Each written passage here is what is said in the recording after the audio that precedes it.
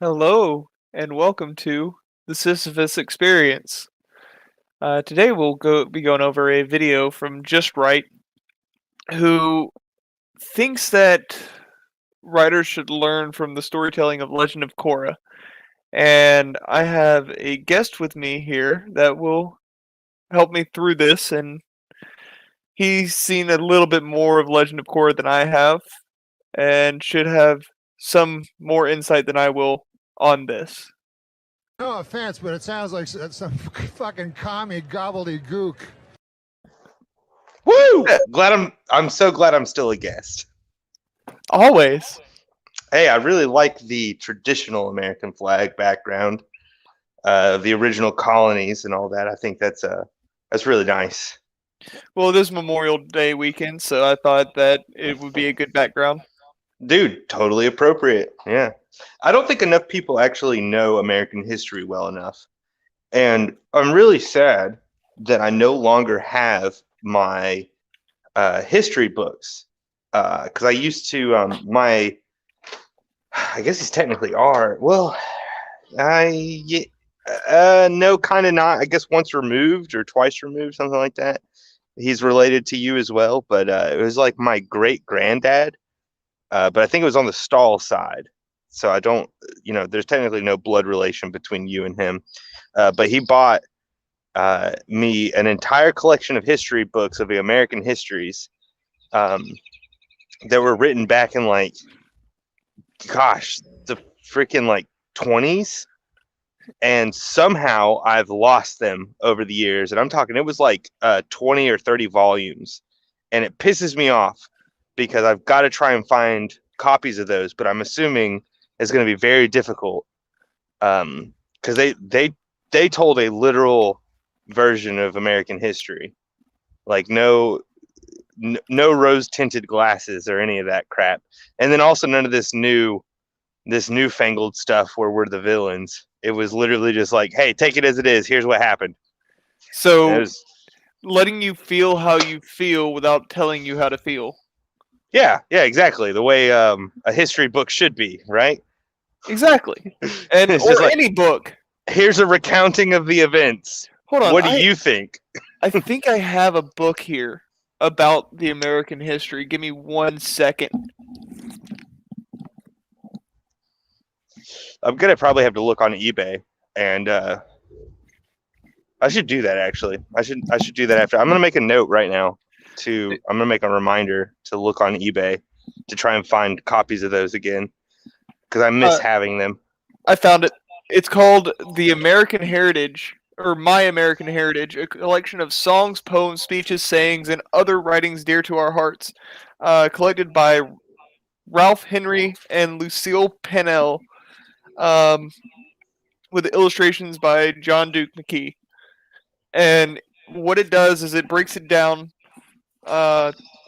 into 3 sections: from childhood, youth, and then America.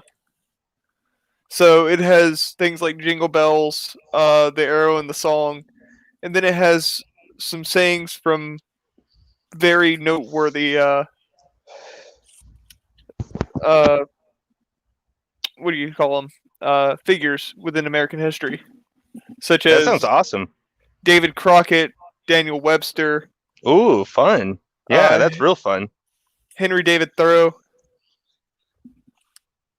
That sounds like a intriguing read, but also boring, as most books are. I got to say this whole 21st century lifestyle of where our attention spans are actually smaller than that of a goldfish. It's very difficult to sit down and read something that is good if it doesn't keep hitting them endorphins.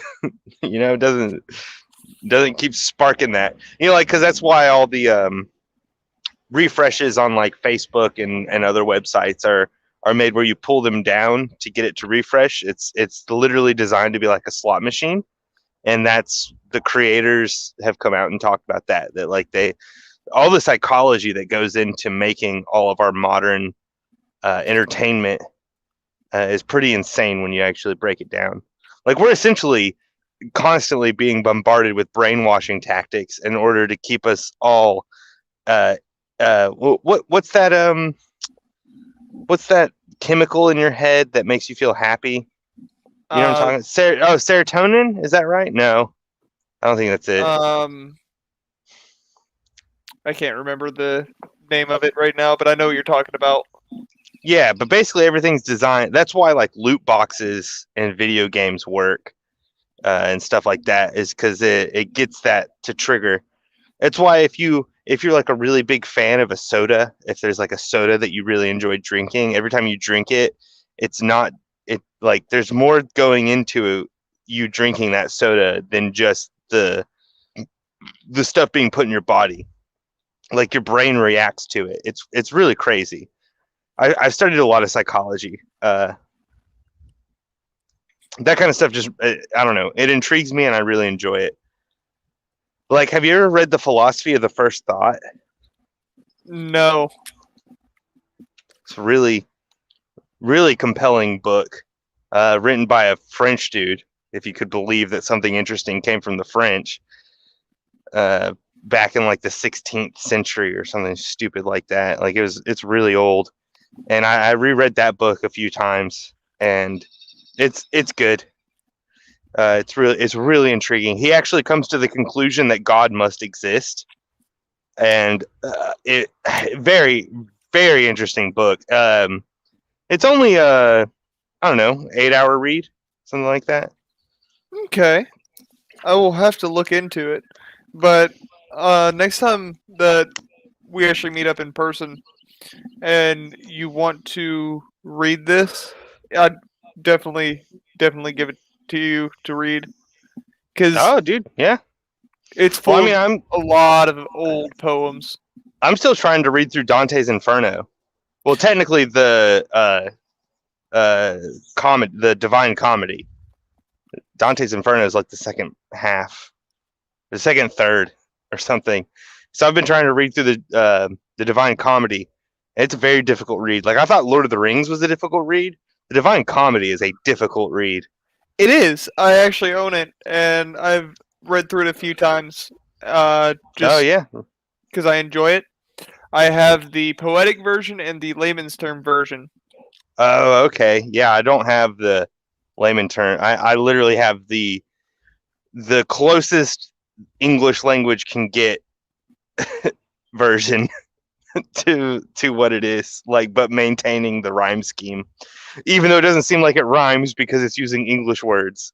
So it's a challenge. It's definitely a challenge to read through. I haven't even made it to the passing over the sea. The furthest I made it was that he got to the shoreline, and the boat arrived, and I was like, because I had to.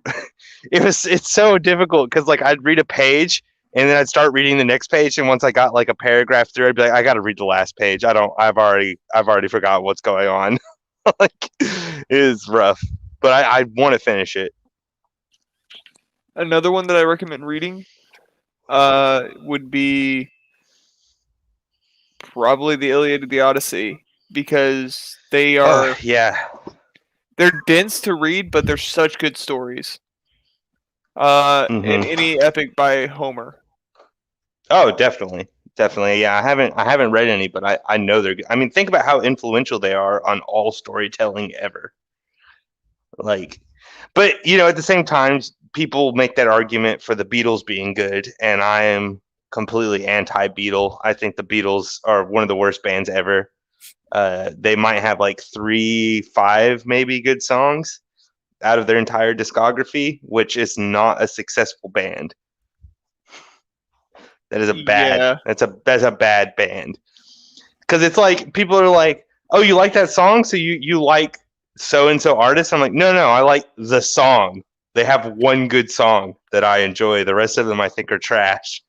Doesn't work like that. So like the Beatles, I might be able to say, yeah, like they got like 5 good songs, but out of the multiple hours worth of music, that's pathetic. I mean, for my musical taste, I have a very wide variety of music that I listen to. Yeah, you know who's good? Who? Bad Baby. No, absolutely not. Bro, Catch Me Outside. How about that? No. It's so good, dude. Her music's great. Like her best friend, the best friend song, My Bestie.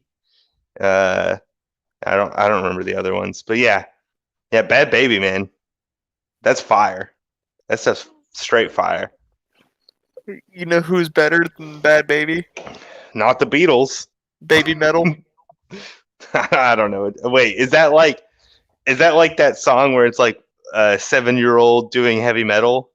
No. Oh, Baby okay. Metal is a Japanese metal band with an. Oh, well, yeah, they're probably good They then. used to have an Australian man as one of their band members until he retired. But he comes back Them for every few songs. them Japs, man, they're extremely Hey, talented. we can't use What? that term. It's just shorthand. I didn't No, want what?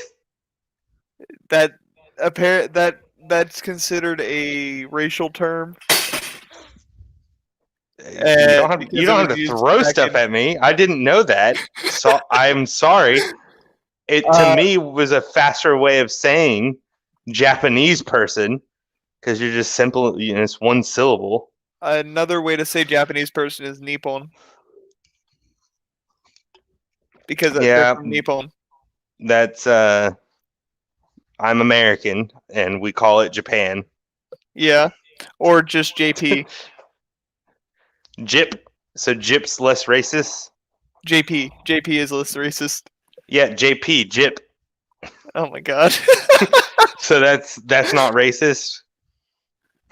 It's shorthand for Japan. So So yeah, I like the Jips. They've got really good cartoons. And they're also extremely talented musicians. I actually like a lot of not J-pop, but J-rock. There's like a Flow, few. Dude, I'd have to look up the songs. I don't know the We Are bands by Fighting name. Dreamers. Yeah, yes, that's a great song. Yeah, and then basically the people from Soul Eater that did like the outro to Soul Eater. That Yeah. band is really really good. There's also Oral Cigarettes I or Porno don't Graffiti. see the thing is I don't know them by name. I only know them because they made anime music, and then I looked them up and listened to more of their music. But I don't remember the names of them. But generally, the ones that I'm like, oh, this is a really good song on this anime. I'm going to look up the band that did it, and then I listen to more of their stuff, and I'm like, yeah, they're just good all around. Um, oh man, like the band that made the, um, gosh, what's that? Death Note. The Um, second, dude, the second Death Note intro, yeah, I know what you're talking about. I can't remember their name. where it's like, come on, people, like, dude, Or the that band band that is made, amazing. or the band that I, made the Dead Man Wonderland intro. but I think the guys that made the Death Note intro, the second Death Note intro, also made the song Frieza, where like literally the only lyrics are Frieza. Yeah, I'm pretty sure it's the all it is same is just band. Frieza. Yeah, yeah, but it's so good because the music's really good. Because that's what I'm saying is that those, the Gyps. I was gonna say those people, but that sounds racist, so I'm not gonna say those people. The Gyps, man, like when they set their sight on doing something, like being good at something, unlike somebody like me, they actually get good at it. Where I'm like, oh, I'm gonna get really good at playing guitar, and then I hit a point where I'm like, okay, I'm done. And it's like, and I never actually get good at it. By the way, I found a new clip for whenever we do that other video that we were talking about doing originally. Mm-hmm. I found The a clip before it. solar freaking roadways, No, solar freaking the Star roadways. Wars one. Whenever we get around to that one, Okay, because well, I'm hey, gonna hold on to that. okay, but I just realized we're like 18 minutes into this, so we should have probably started the video like 12 minutes ago. We're fine. Well, I'm just saying for the sake of like when people click on the video, they're not interested in us bantering. They're interested in the video we're covering. You know what I mean? That's true. So let me pull it up here. The being interested in our banter comes once we have a dedicated audience. That's what I've learned from my channel. Because you're already. I was looking at your statistics, the stuff that I'm allowed to see, and you're already as popular as my channel, and you have less subscribers. Really? Yeah. You already have the same amount of viewers an episode as us, and I think I didn't look at the statistics for it, but I have a feeling that your average viewer stays around longer. But my average viewer only watches a minute and a half of our videos. I think my average viewer is. I can look it up real quick. I have. No, we'll do this. We can do this later. We'll do this after the show. But let's get started here. Yeah. See what Just Right has to say. Oh, look at him, just right. Not right like I'm correct. Obviously, it's right like just right stuff. Yeah. Just make things, man. And that's his whole channel. From my understanding of every video I've watched, is he as a person doesn't think anything can be bad because he thinks everyone should just make stuff and you'll do a good job. No. I'm pretty sure that's what he thinks. I disagree entirely. Because coming from a writer's point of view, yeah, you are your worst critic, and sometimes you have to just put your stuff out there. But what you can do is create constructive criticism from people who see your work and build upon it.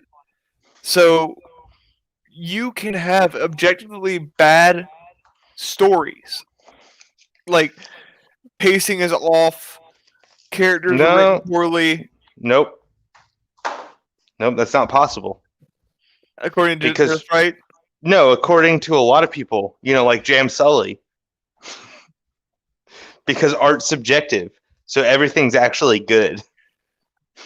Art itself is subjective because you can enjoy badly written things. People enjoy The Room. It is I'm not. Movie.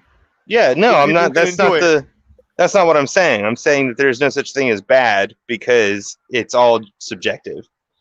So, you can look at something and say it's bad, but because someone else can look at it and say it's good, therefore it's not bad. I have to disagree with these people because you can have a badly written story that the characters all feel exactly the same and have no personality outside of what they are instead of who they are. Just like the surface level stuff. Yeah, and that's the worst type of writing. Whenever a character is literally just ticking off boxes of being like, I am this, I am that, but there's no actual depth. Like, I don't know who you are except for these. Oh, we've talked about it before. What's the right way to put it? Superficial. Yes, exactly. It's modern writing is all about the superficial instead of the actual depth. But holy crap, am I derailing us? Let's start this video. Whenever someone asks me why I love The Legend of Korra, I tell them because it is a show about big ideas. It's Pause. Yeah, no. So he's right. He's right. It does have big ideas. But here it is, the big but. It does not follow up on them at all. Maybe it does. What do you mean by what big ideas do you think the show has? Egalitarianism, equality. Egalitarianism, no, I don't actually think that's a big idea of the show because the whole premise is that non-benders are oppressed by benders. Yeah, and they want to make it equal by bending from everybody. Right. Yeah, so exactly. Egalitarianism is everybody is exactly the same.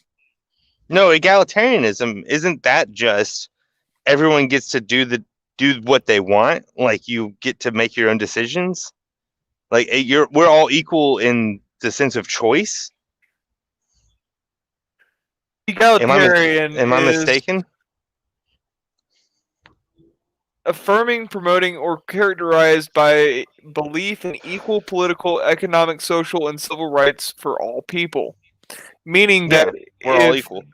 you're all equal, meaning that if somebody has something that you cannot attain, such as bending, then those people must come down to your level, either suppressing their own bending or having it removed What? entirely. Oh, well, then I guess I'm not egalitarian. I always thought that egalitarianism fit more in line with my beliefs. But no, if you're telling me because some guy is better at playing guitar than me, he has to stop playing guitar, no. No, there are natural geniuses in the world. There are people who are just naturally gifted in certain areas from birth, basically. And I Like don't think that we should social, oppress them just because they happen to be better at something. yes. And so being socially equal, everybody can. Being economically equal, there's always going to be somebody that can make something of themselves, such as through music, through writing, through storytelling, Yeah. Dude, through movies, stuff like that. look at You're podcasts. You have H3H3. He's literally a nobody that got super famous and is making money off of being a nobody. Like, it happens. Like, sometimes people's personality is just good enough that people want to hear them. Like, is that not fair? Is that not equal? Are you saying in egalitarianism we would have to be like, whoa, buddy, you're just a little too gifted with your personality, so shut up. yeah, you had to be on the same economic and social standing as everybody else with egalitarianism. I didn't. At I the don't. at the most extreme, Okay, that which is doesn't what sound right. which is what is being pushed right now. See, I don't. Man, I don't.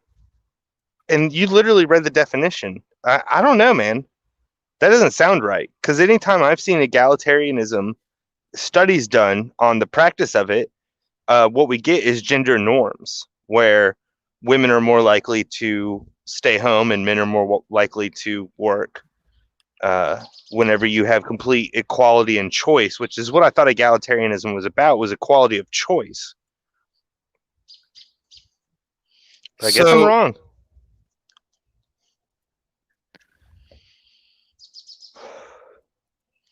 yeah, no, egalitarianism is a fun idea until you start to get into it more, where you start pushing it to its extreme, where everybody is on the same social standing, same political standing, and same economic standing. But that's impossible. Exactly. Equality, okay, equal opportunity is totally doable. We already basically have it. Actually, I don't even want to say basically because that's a qualifier that means that there are caveats. There are no caveats.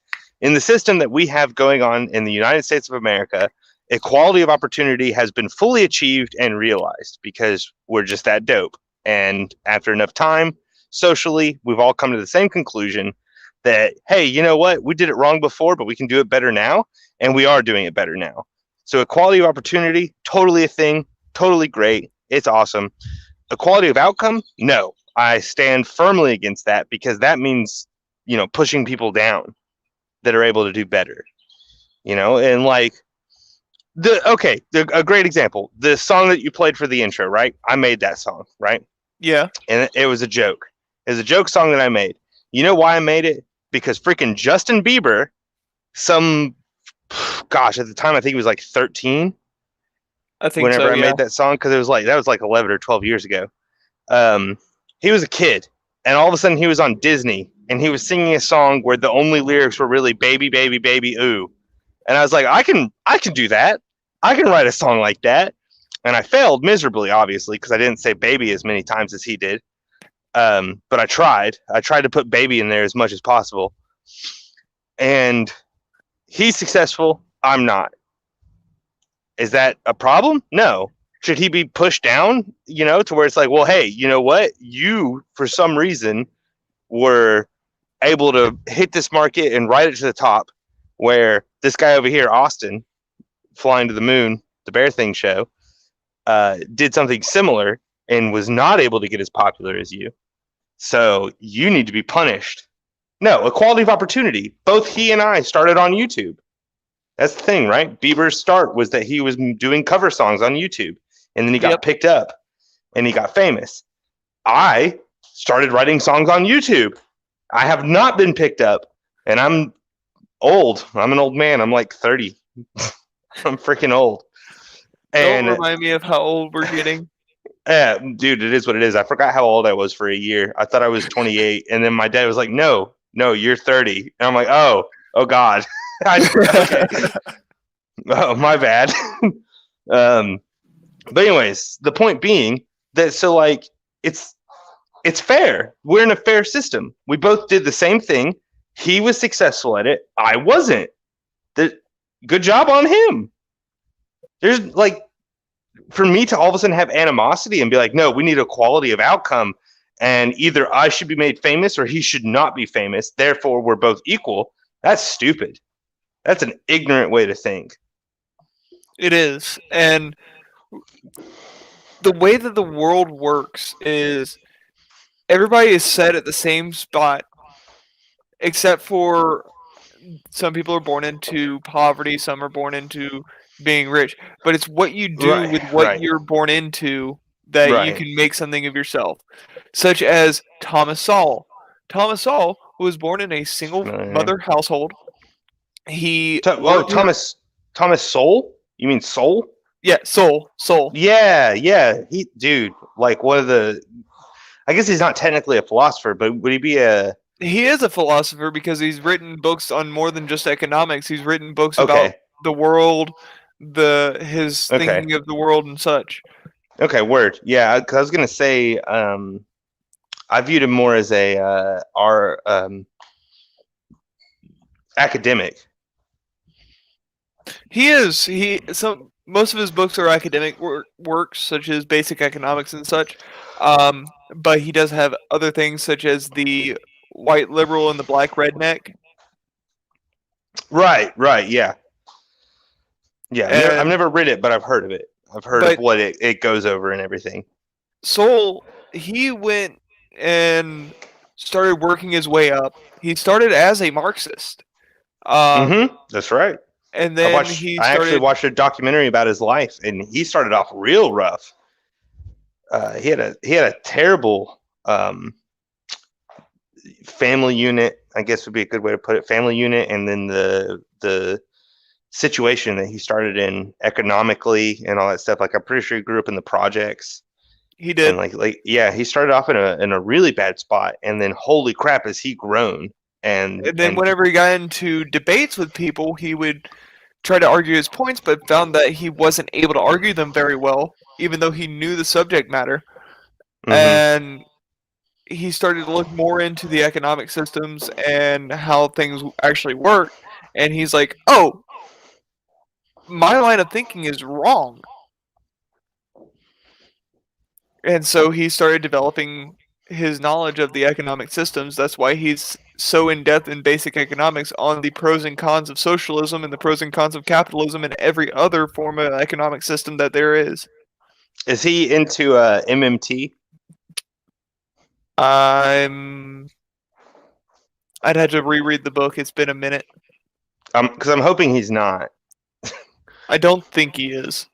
Okay, because the thing is, if he is into MMT, then I would actually have to knock him down a few pegs and be like, oh, okay, he's no better than Adam Friended. Adam Friended, the guy who doesn't know anything that he's talking about nearly ever. I'm calling you out, Adam. I'm calling you out.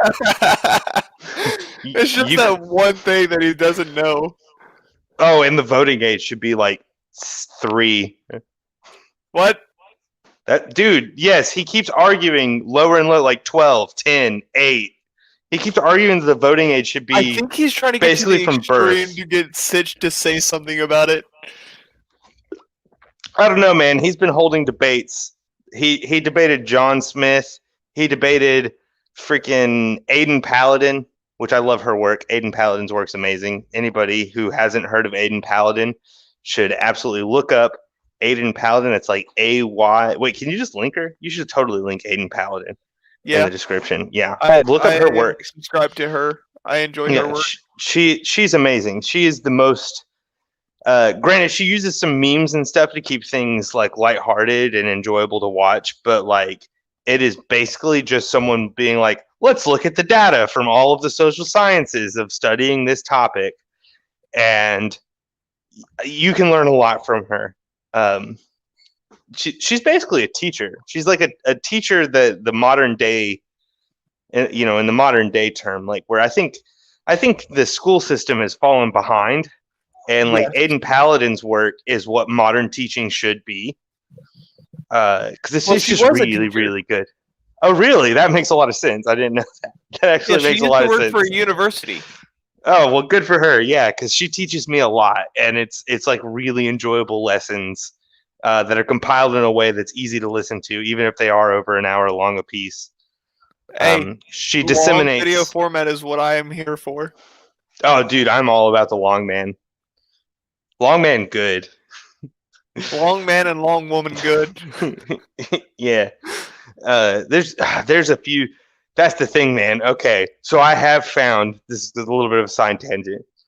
I'd have to look them back up, but I have found a few things where I'm like interested in the subject, and I found the video where it's like an hour and 40 minutes talking about that subject that you're really gonna enjoy, and I get like 30 minutes into it, and I'm like, this is really bad. You don't know what you're talking about, and you're talking in circles for an So, hour and a half. It's like it's not actually it's long man bad in that situation. so there's a YouTube channel that I've recently stumbled upon called Suspicious Observers, and they do a lot with solar weather and stuff like that. Interesting. And they are forming a more foundation-based climate change research paper, where it takes into account the natural variables and not just the human side, That'd be and good. Like the building. fact that the sun breathes, which is the easiest way to explain it. And so Yeah, people, all these like sciences about climate change don't seem to take into account the fact that the sun goes through periods of the easiest way to explain it is breathing, right? So it has hundreds of years where it's essentially inhaling, and then it has hundreds of years of exhaling, and that's the easiest way for me to explain it without since I don't really have knowledge in it.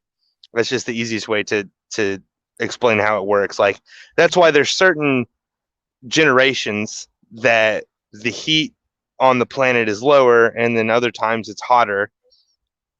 that's why we Um, go through cycles.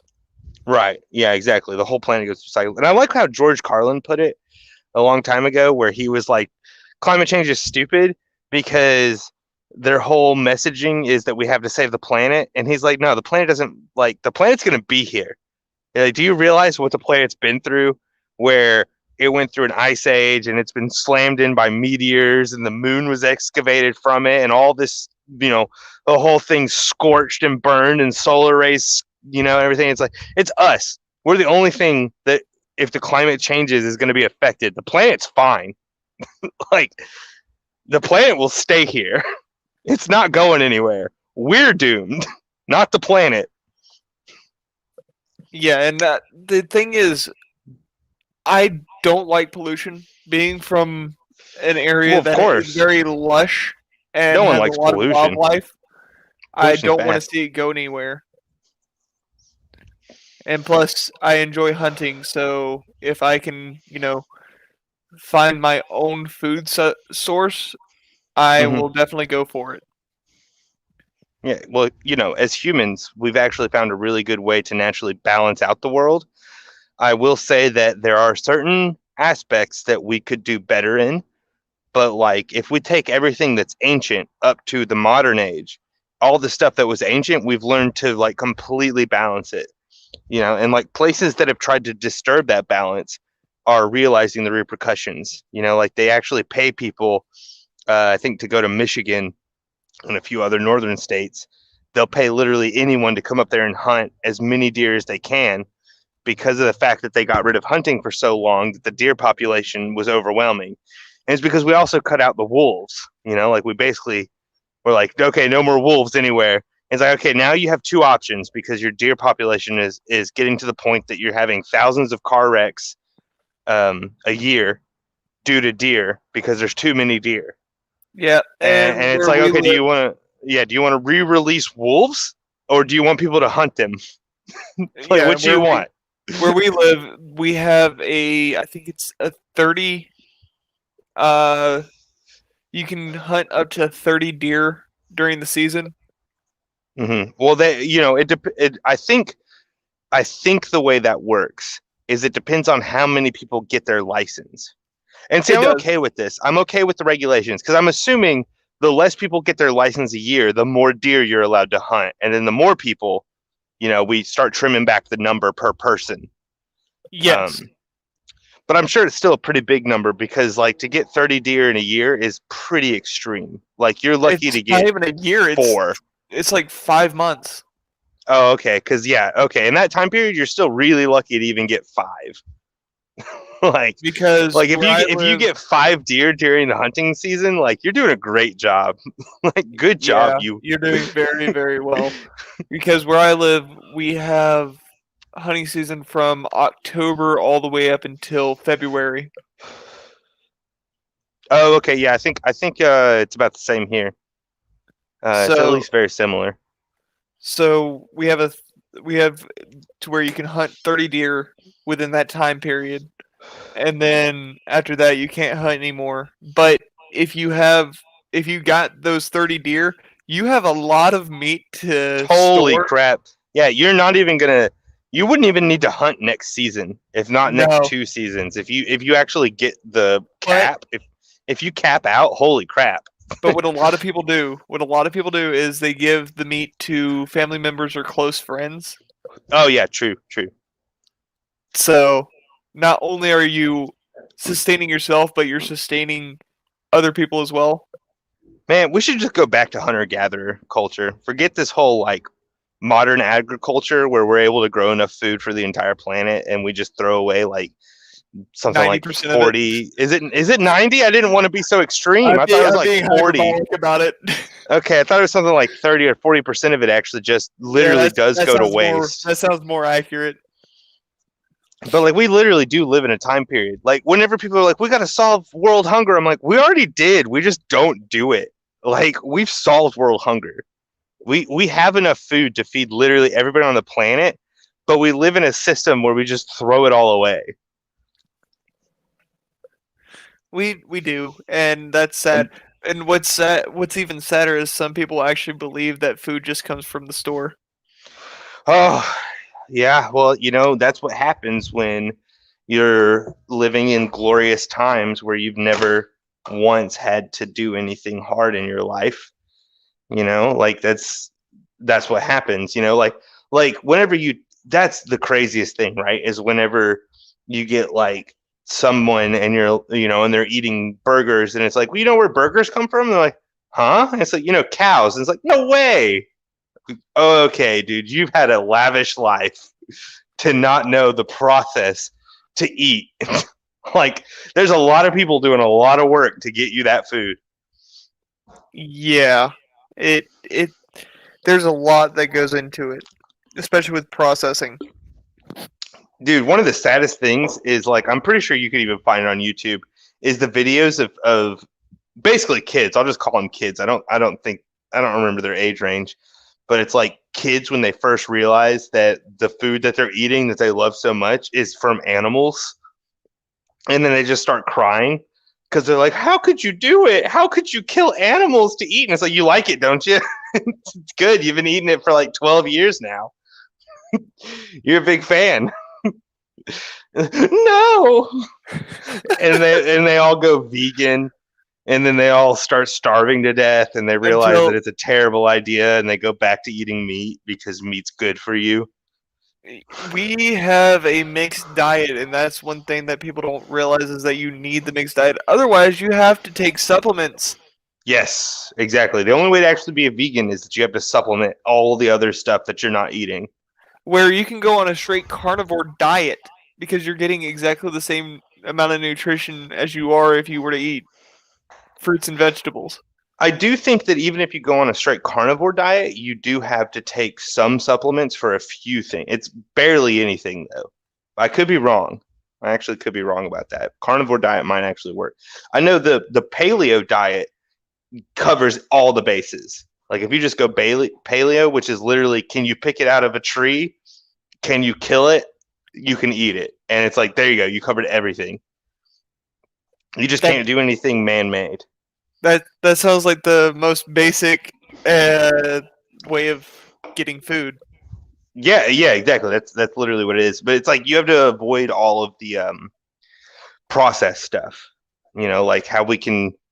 You're cutting sugar out because unless it's just straight sugar cane, the whole processing for it, you know, and then salt. I think you have to kind of cut salt out, and like there's a few things. Depends on the amount of salt because you do need sodium in your diet. I think it depends on the salt, like the type of salt. If it's natural salt, then yeah, you can definitely have a good amount of it. Have you seen the process for making sugar? Because did you know they bleach it?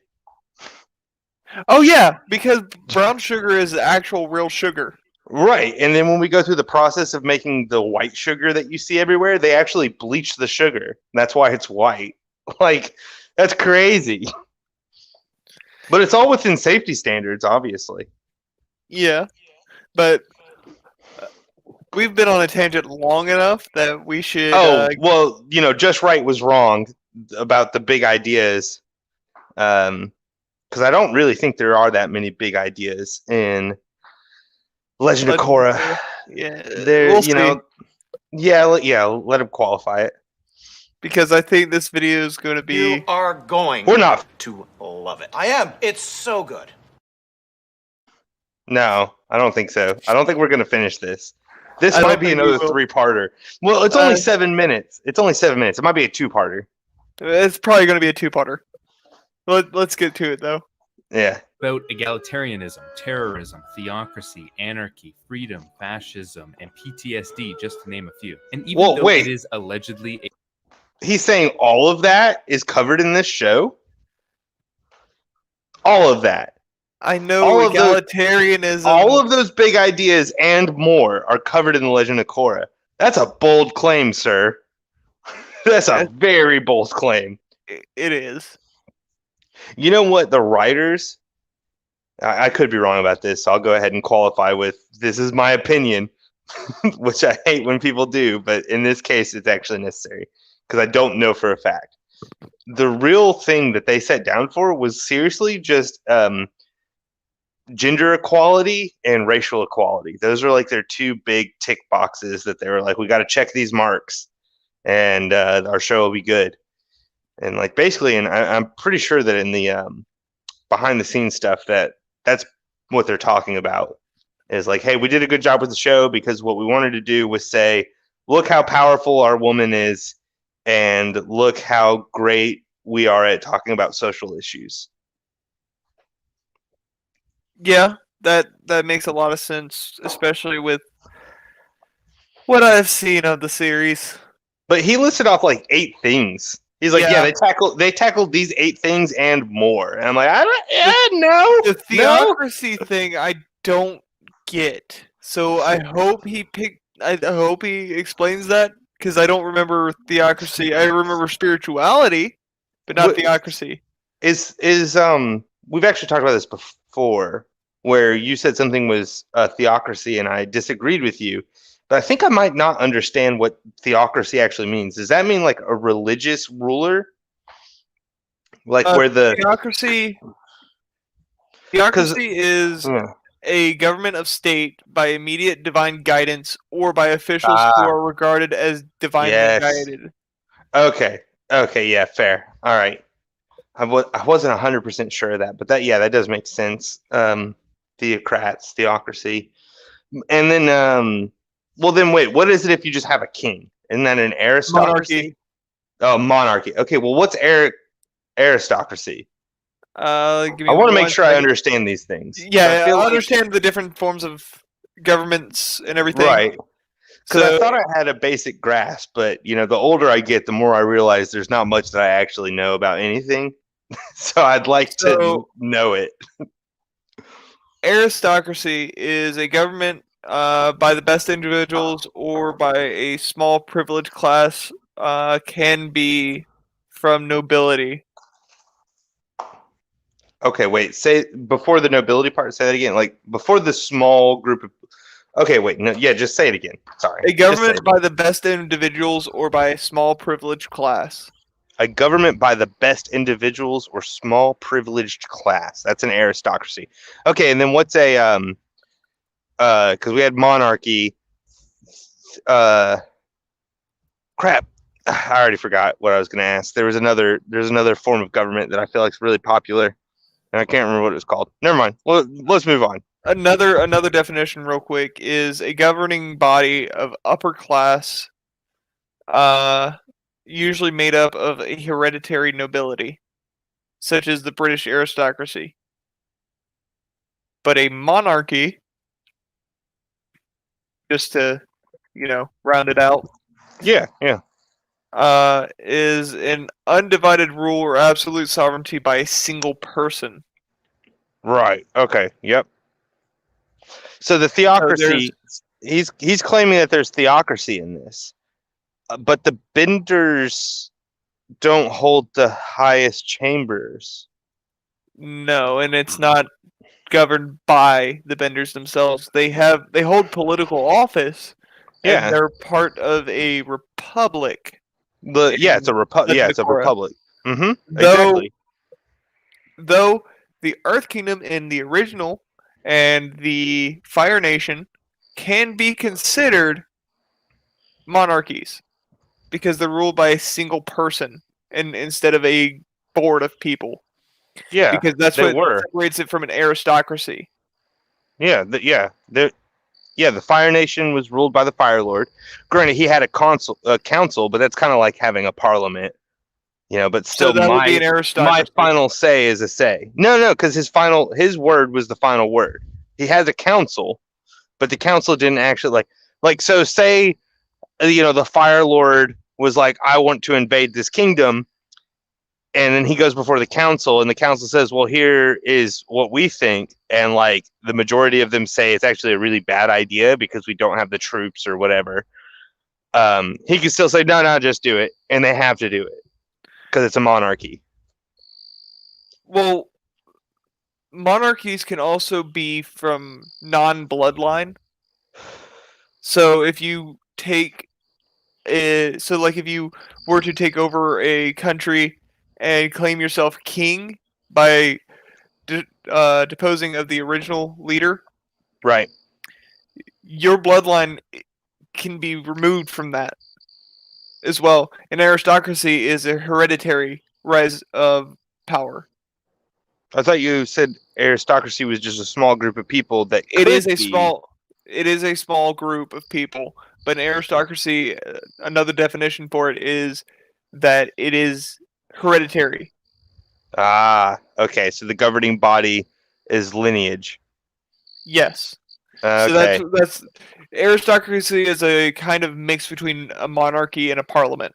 So Fair.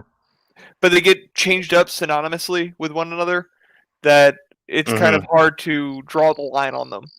Yeah, I see what you're saying. Yeah. Okay, fair enough. It's a very small distinguisher. They're almost the same, is what you're saying. Yes, they're almost Yeah. the same. All right, but then the theocracy is that it's all religious based. So, like Carlos Rex, the Middle Eastern countries such as Saudi Arabia, that are put in there by divine power, and right, God said religion so. governs the religion governs the state. Mm-hmm. Another one would be ancient Egypt. Yep. Yeah. Yeah, that So- all makes sense. But you have the Sanhedrin. You have the Sanhedrin, and then there's another one where the governing body is all religious. Sanhedrin, and there's another one, and it's basically just means you're a different type of religion that is the governing body of what I guess would be a theocracy. Because it's still religious based. But so he's saying that this covers theocracy. But if I'm not mistaken, you have the Airbender. So the Avatar was a member of the Republic Senate, and then the police chief is an Earthbender, and she's part of the Senate. I think there's a Waterbender that's part of the Senate, but other than that, I'm pretty sure it's all non-benders, and there's like 9 seats. Yeah, because it's based upon the population of Republic City. Yeah, so I don't think that's a theocracy. But okay, maybe he's not. Okay, I'm sorry. We'll see what he means. No, I'm misjudging his argument. He's not saying that they're ran by theocrats. He's saying that it covers and addresses these ideas. So I'm jumping to conclusions, and I apologize. Yeah, let's see what he has to say. A children's cartoon, it deals with these themes in a highly sophisticated way. You see, most great stories, when you get down to the core of what they're saying, operate exactly like stories. In fact, Essays. That's a few stories. A few stories such as Ayn Rand. I think I saw King Kong in there. Her stories are definitely essays. But that was because of how she grew up in the Soviet Union. And so she wrote The Fountainhead, and then she also wrote Atlas Shrugged, and they should have been essays instead of stories. She wanted to be a storyteller, but she was better at writing essays. Another one would probably be it's mostly philosophy that should be essays, but then again, stories can get around giving a message, such as the Plato's allegories, like the allegory of the cave, where one man leaves and sees the light and tries to enlighten everybody else within the cave, but they all call him a liar. Right, because they've only ever seen the shadows on the cave wall. Yes. Right. Yeah. Another example would actually be Starship Troopers, because that was written by, I'm pretty sure it was an academic, the guy who wrote that book, and he realized he was not making any headway when it came to trying to change social norms, and he was like a huge libertarian, and he's like, oh well, I bet if I write a fictional book and literally just shoehorn in all my beliefs into the book, people will read it and then actually disseminate my ideas. So he wrote a fictional book just for the sole purpose of preaching his libertarian point of view. Yeah. Also, thank you for the follow, Forte. Yeah, jump on the stream, man. We got room. He's not in the chat right now. He's probably in Discord talking to other people. Oh. See, there he is. Oh, there it is. I can shoot him. I can shoot him a link. Yeah, get in here. We need more people. More's better. I mean, you and I is good, but more is better because there's a lot of stuff I don't know. No, because then you can ramble on. Yeah. A part of this stream is drinking, obviously. Yes. So let's see. Let me find him real quick. Okay. Well, you should hit play. Yes. Story. A story as an essay in action. Essay in action. Stories and essays are about presenting an idea as true. They provide supporting evidence for that idea and discredit opposing. Okay, hold on, pause. But that sort of, not entirely. Well, isn't what he's saying here is that the video he's making is a story? Yes. And he's positing his ideas as true. Right. So this isn't an essay. This is a story. But they're the same. A story can also just be about somebody that is on an adventure, and there is no real overarching theme within it. Now, ooh, I don't know about that. I think every good story, I would say, has a theme. There are a few that don't have a theme entirely. There are, like, Samurai Pizza Cats is just a story about cats that work at a pizza diner, I and bet it's just I a bet there is a theme, and maybe you just haven't noticed yet. Everything has a message. Okay, that's something I learned a long time ago. Whenever I was like, I don't know, 15, everything has a story, or literally every song, every TV show, every movie, every book, every video essay, they all have a theme or a message that they're trying to sell you, and they're just delivering it in the way they're delivering it. You can boil down and discover the message for everything if you think long enough and hard enough about it. You can break it down. Every album, like for real, every album, every song, every album. has a message. Yeah, they all have messages. And here's the thing, okay? Even if the author didn't intend there to be a message, because of bias, subconscious bias, everything you create does subconsciously have something that you're trying to tell someone else. So there's always a message there. And I mean, even the joke song we started with, I'm sure there's a message there. I wrote it as a joke, so I haven't sat down and actually analyzed it. But I bet if I did, I would see what my younger self was actually writing as a message, even in a joke. Because it's in everything you do. That's true. Like, I don't see a overarching theme other than hard work gets you to where you want to be within my story that I'm writing. So there might be something else there. I'm not Yeah, but no, entirely sure. that's the message. Hard work gets you to where you want to be. That's the message. Work And hard. that's just through disc golf. Like if you Yeah. work hard at disc golf, you can become Yeah. good at it. No, if you work hard at anything, as long as you continue to try to strive to be better at a thing, any task at all, no matter how minute or grand, literally just working hard at it gets you better. And that's every great person will tell you that. Everybody who's succeeded at a thing will always tell you to just start and just keep going, and you'll eventually get there.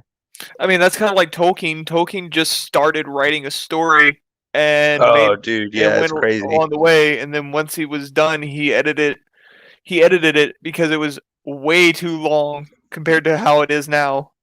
Yeah. Because he explained every minute detail, and that's how we had the Silmarillion. Yeah, because Lord of the Rings and the Silmarillion were written at the same time. But also, I mean, Lord of the Rings went through several drafts before it was released. But yeah, basically, he would work a chapter out, and then once he was satisfied with the chapter, he'd move to the next chapter. And then every now and then, he might get a couple chapters in and then realize that he needed to redraft a previous chapter to either line up with what he had, or he needed to redraft the current chapter to line up with what was before. But yeah, he basically, the beautiful thing about Lord of the Rings is he essentially started with just the idea that this is a sequel to The Hobbit, so let's start it off like The Hobbit. Like the first 3 chapters are basically The Hobbit 2, and then the whole story just goes off the rails from there and becomes this whole new epic. That's true. Yeah. I think The Hobbit came out second. Nope. Hobbit was first. Yep. The Hobbit was first. Technically, he was writing. Okay, so it's weird. So Tolkien was writing a lot, which I guess the easiest way to explain that would be the Silmarillion, the untold stories, I think they're what they're called, or unfinished tales, and the Silmarillion, and that kind of thing. He was writing them for a very long time, basically starting when he was in World War I. He was writing them, and eventually C.S. Lewis told him, "Freaking just make a book, okay? You come to our writing club and you give us all these short stories and stuff, and we're writing books, and you're not. You're just like, hey, here's this short story I wrote." And he's like, "Just write a book." And so he's like, okay. And so he wrote The Hobbit. And he's like, there you go. I wrote a book for children. It's a children's book for the 9 to 12-year-olds. And then he just went back to what he was doing. That got really successful, and people demanded a sequel. And he was like, "Oh, okay." Now that he had fans who read one of his published work, his only published work at the time, he was like, "Okay, fine, I'll write a sequel." And he literally started off Lord of the Rings as a sequel to The Hobbit, and you can tell within the first 3 chapters because the writing style and tone is the same as it was in The Hobbit. But then by the time you get to like Isn't will be it Two good. Towers is the turning point where it starts to become a much more mature story? No, it starts in book 1. It really does. It starts in book 1. It's around the time that Frodo takes over as the main character, around chapter 4 or 5. Well, no, chapter 4 and 5 or 2. Yeah, it's around chapter 3. At some point in chapter 3 that all of a sudden it's like, yeah, Frodo's the main character now, and the whole tone changes entirely. So once they get out of the Shire, essentially. As they begin to leave the Shire, yeah. It changes. Like, basically, the first chapter is entirely written in the same style and tone as The Hobbit, and then chapter 2 is still similar to that style, but it's a little different. And then Bilbo leaves, and that's when it's like, oh, Frodo's actually the main character, which he, if I'm not mistaken, wasn't planning. Like, it was like, oh yeah, Bilbo, because the whole first chapter is about Bilbo. It's not about Frodo at all. We're following up on the main character of the last book, and like we're telling what happens to him next. And then it gets to the point that he actually leaves the story, and Frodo's now the main character, and then the entire tone changes. Where, and it wasn't, the way it was written wasn't like, this was my intention from chapter 1. It was totally like, this just feels like the natural progression of the story is that Bilbo is now going to leave. And so what happens next is we're actually going to focus more on this ring. And who's the inheritor of the ring? It's Frodo. So Frodo's now the main character. And then, unlike the first book, instead of it actually being about Frodo or, one Hobbit, it's about 4. Because it pretty much immediately becomes about Frodo, Sam, Merry, and Pippin as they go on their quest. So, and Frodo's actually, because like right now I'm rereading it, and I think I'm in chapter 6, and there's a lot of times that Frodo is not prevalent, like he's not important to what's happening for a lot of the story. At least happens up to this point. That happens a lot within the Lord of the Rings series. Is that very true. Tolkien wanted to expand upon the other characters, and yeah, for good reasons. Gave them they're more good limelight. characters. Yeah, and everybody that he expands on is great. They're amazing. And then there's even a few characters that don't get as much light as others, but they get just enough that it's like, in hindsight, you look back at them and you're like, actually, that guy was way more important than we realized. It's like, oh, but he was only in the book for like 2 pages. And it's like, yeah, but do you realize what he did in those 2 pages? He was really important. Yeah, and one character that is within the Fellowship that doesn't get a lot of time expanded upon in the book is Legolas himself. The movies expanded upon Legolas more than the books did. Yeah, I'm pretty sure you're right. I'm rereading through it now, so I haven't gotten to Legolas yet. But yeah, if I'm not mistaken, I think Legolas and Gimli, if I'm not mistaken. Well, I guess Gimli technically would have gotten more than Legolas just because of the Mines of Moria. Yeah, whenever they were in the Mines of Moria, Gimli was front and center. Right, which makes perfect sense from a story. Like, we're in his home turf, essentially. So, of course... The only time that Legolas is front and center in the books is whenever they're in, what's the Elven village? Are you talking about Lothlorien? Yes. Yeah, exactly. No, and that's a great job from Tolkien, then, I would say, is that when you go to a place that's controlled by this one species, that species of the party is the main character. So that makes perfect sense. Or Exactly. like because I'm pretty sure it's like, well, we go to Helm's Deep, and that's when Aragorn becomes really important. And then as it goes on, it's like, oh, Aragorn's actually more important. And one thing also, Boromir doesn't die. I just want to remind people, if you've only ever seen the movies, Boromir lives through the whole thing. He does, and he becomes a council upon Aragorn's. Yeah, they actually hold an election. That's also a thing, right? Is so the let's not get into it. But they hold an election, and Aragorn wins the election to become king. It's not just he becomes king at the end of the movie because bloodlines or whatever. Like the city folk, like the people of Gondor love Boromir because of all of his military victory and everything. And then Aragorn's literally a stranger that shows up out of nowhere. But then does assist in the defeating of Middle Earth. And then they essentially go on the campaign trail, and then the town votes, or the city votes, and they vote Aragorn. And Boromir's a little butthurt about that. He's a little butthurt because he lived there his whole life, and Aragorn just showed up. But anyways, that's a story for another time. Understand the way that Korra does it, we have to talk about a 19th century German philosopher. His name For is real? George Wilhelm Friedrich Hegel, and he is known Hold for on. arguing Wait. that good. For real? He's serious?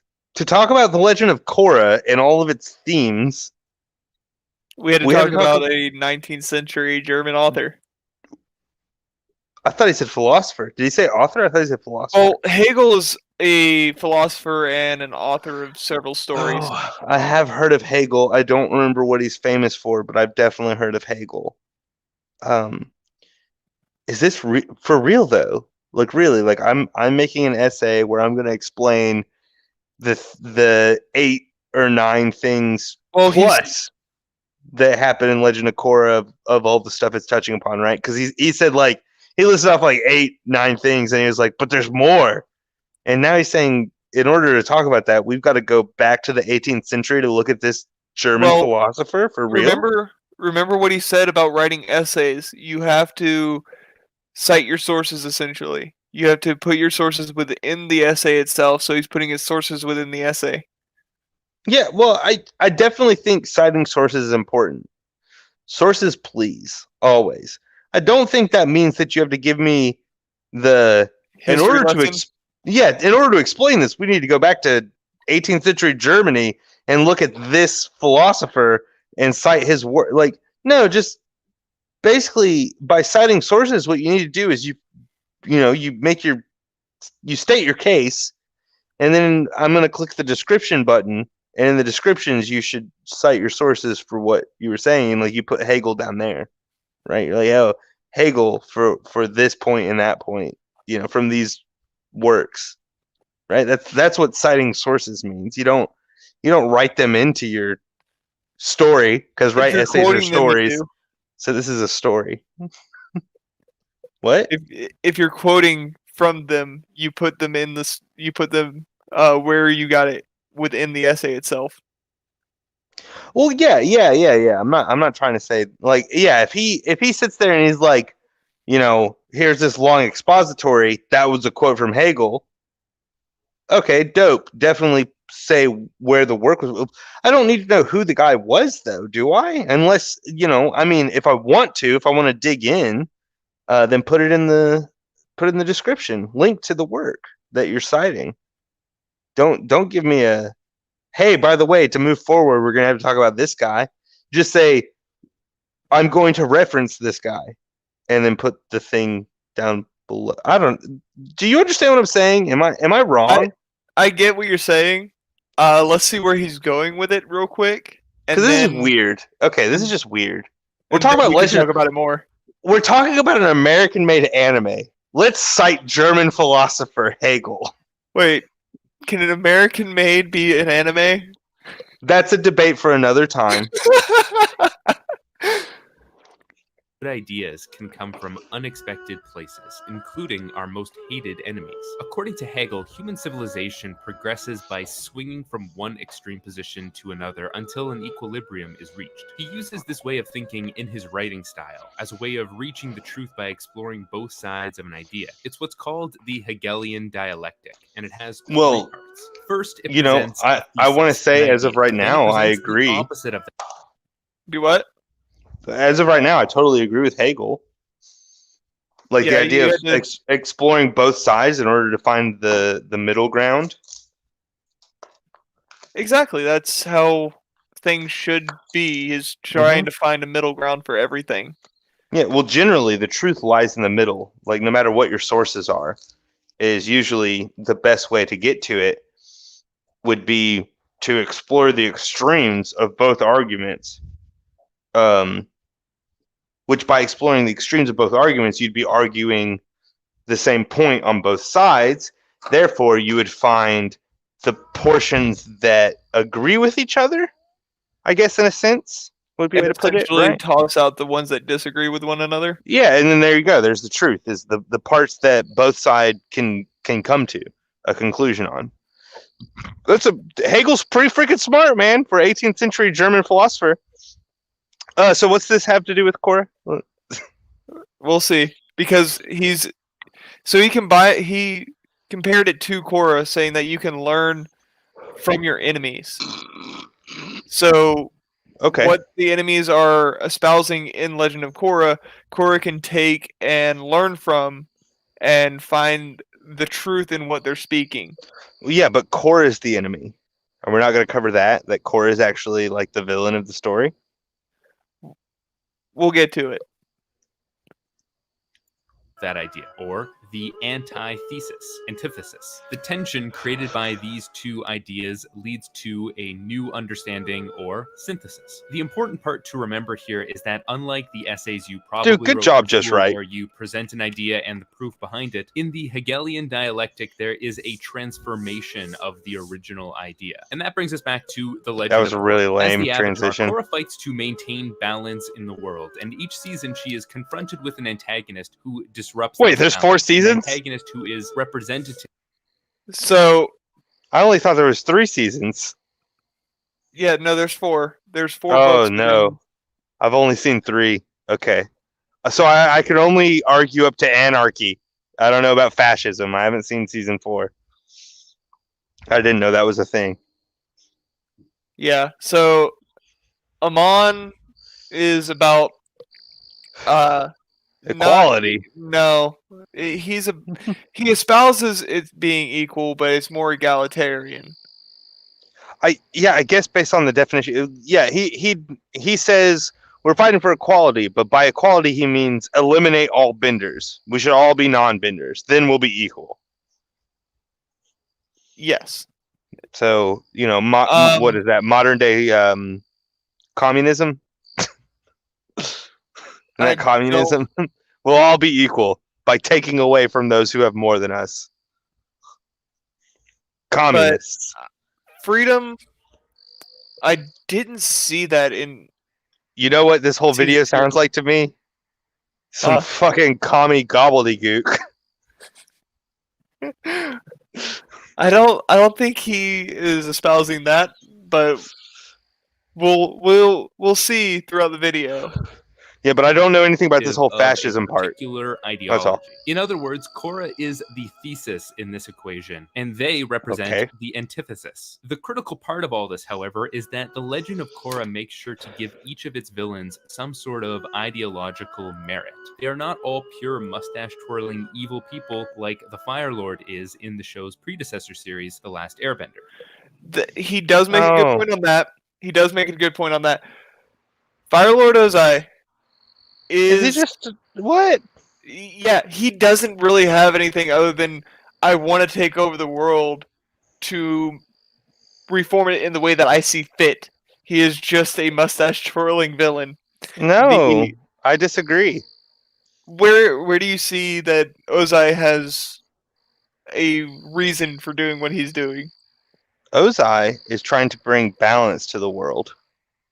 He sees the inequities of the poorer nations and realizes that through conquest, he can instill doctrine and an economic system that is more prosperous for the average person.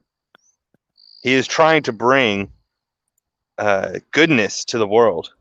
And the only way to do that, though, is through conquest because they all disagree to conform to him, right? So he has to overthrow every single capital in order to take over the world, in order to make everyone equal.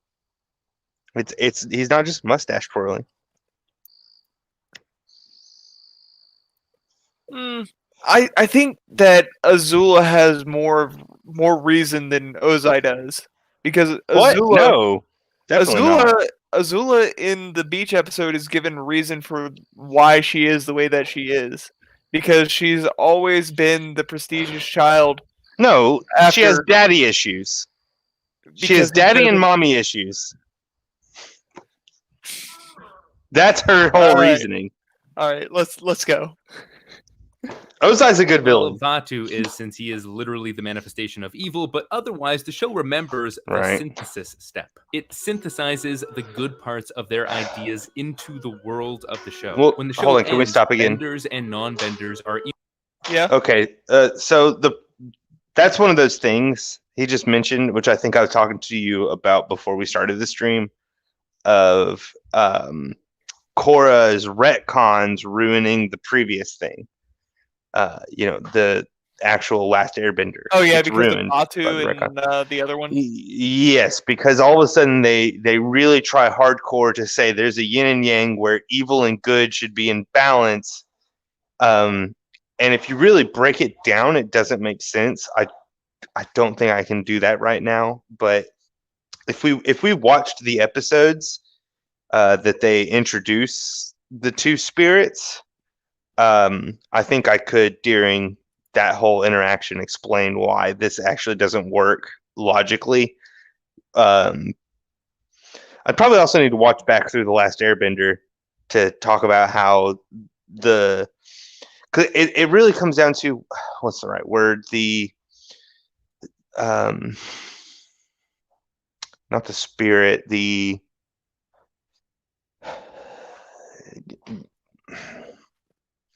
Avatar's purpose in the world is jeopardized and put into a position through the Legend of Korra where it's actually irrelevant. I think it would be a good way to put it simply. Yeah.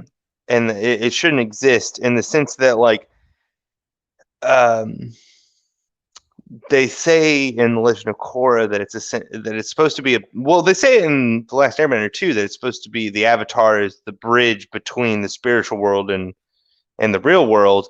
But then they introduce the fact that there is literally a malevolent spirit that destroys everything, and there's a good spirit that gives life to everything.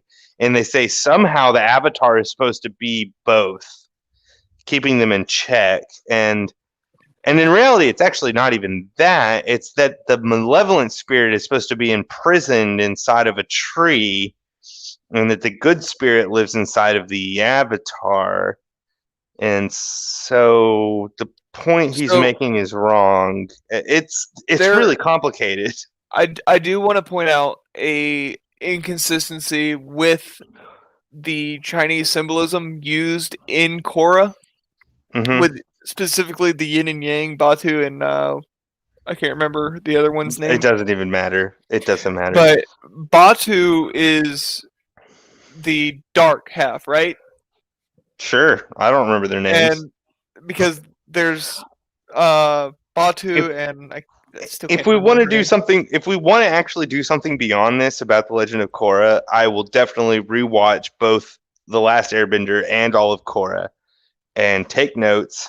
But and I sit just wanna, down and actually argue the point that I'm trying to make, that Korra does this whole thing wrong. But yeah, go on. Sorry.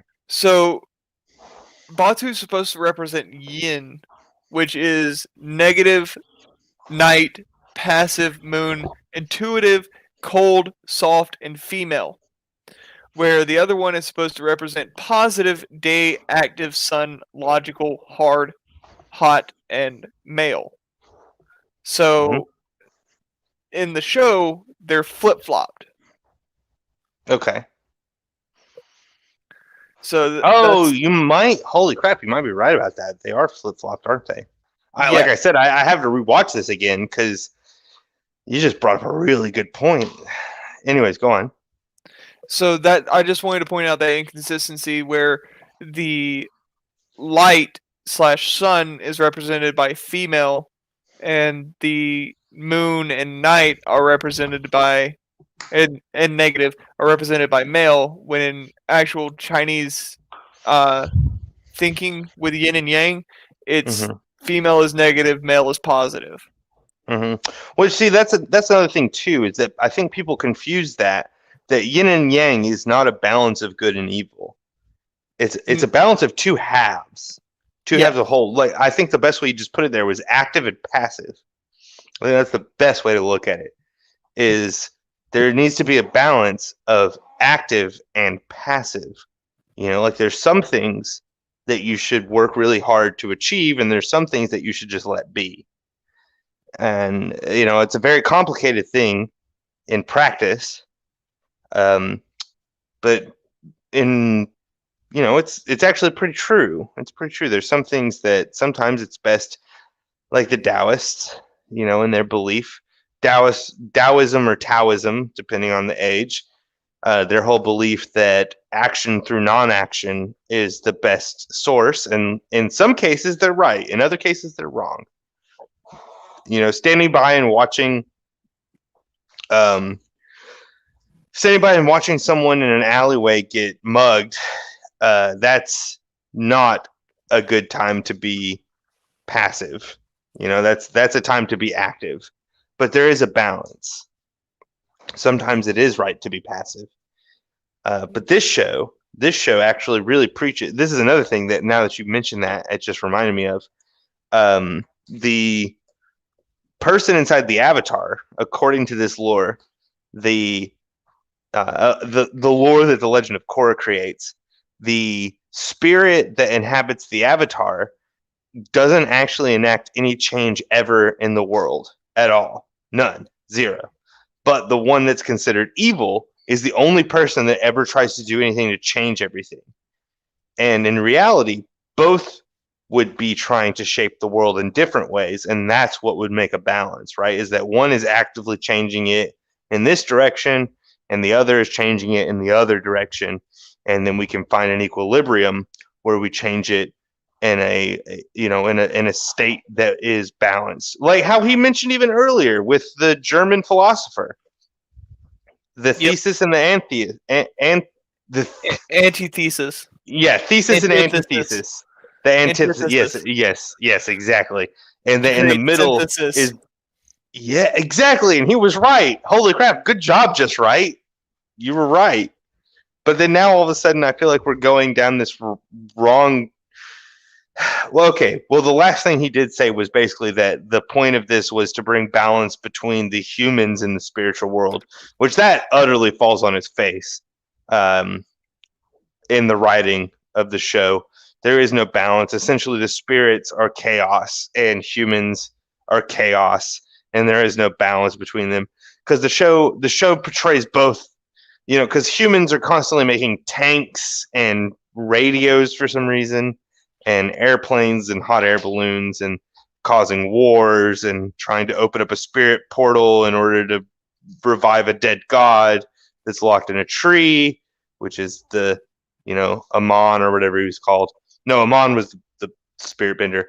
Anyways, and then the spirits are really mad at humans because of an ancient incident where the humans used to go hunting in the spirit world for food in order to live whenever all of humanity lived on the backs of lion turtles. And because they did violent things to the spirits, all the spirits are mad at the humans, which really breaks the lore of The Last Airbender. But all the spirits are mad at people, and all the people are chaotic. And so there isn't really a way to, I think, to make a bridge without actually straight up changing the theology. Maybe theology is the wrong word, but changing the characteristics of both. You'd have to change both people in order for there to be a bridge. Because Also, their natures are just so conflicting. also the story never really explains how the benders and non-benders are not already equals. Because from what I saw, the benders provided power through lightning bending.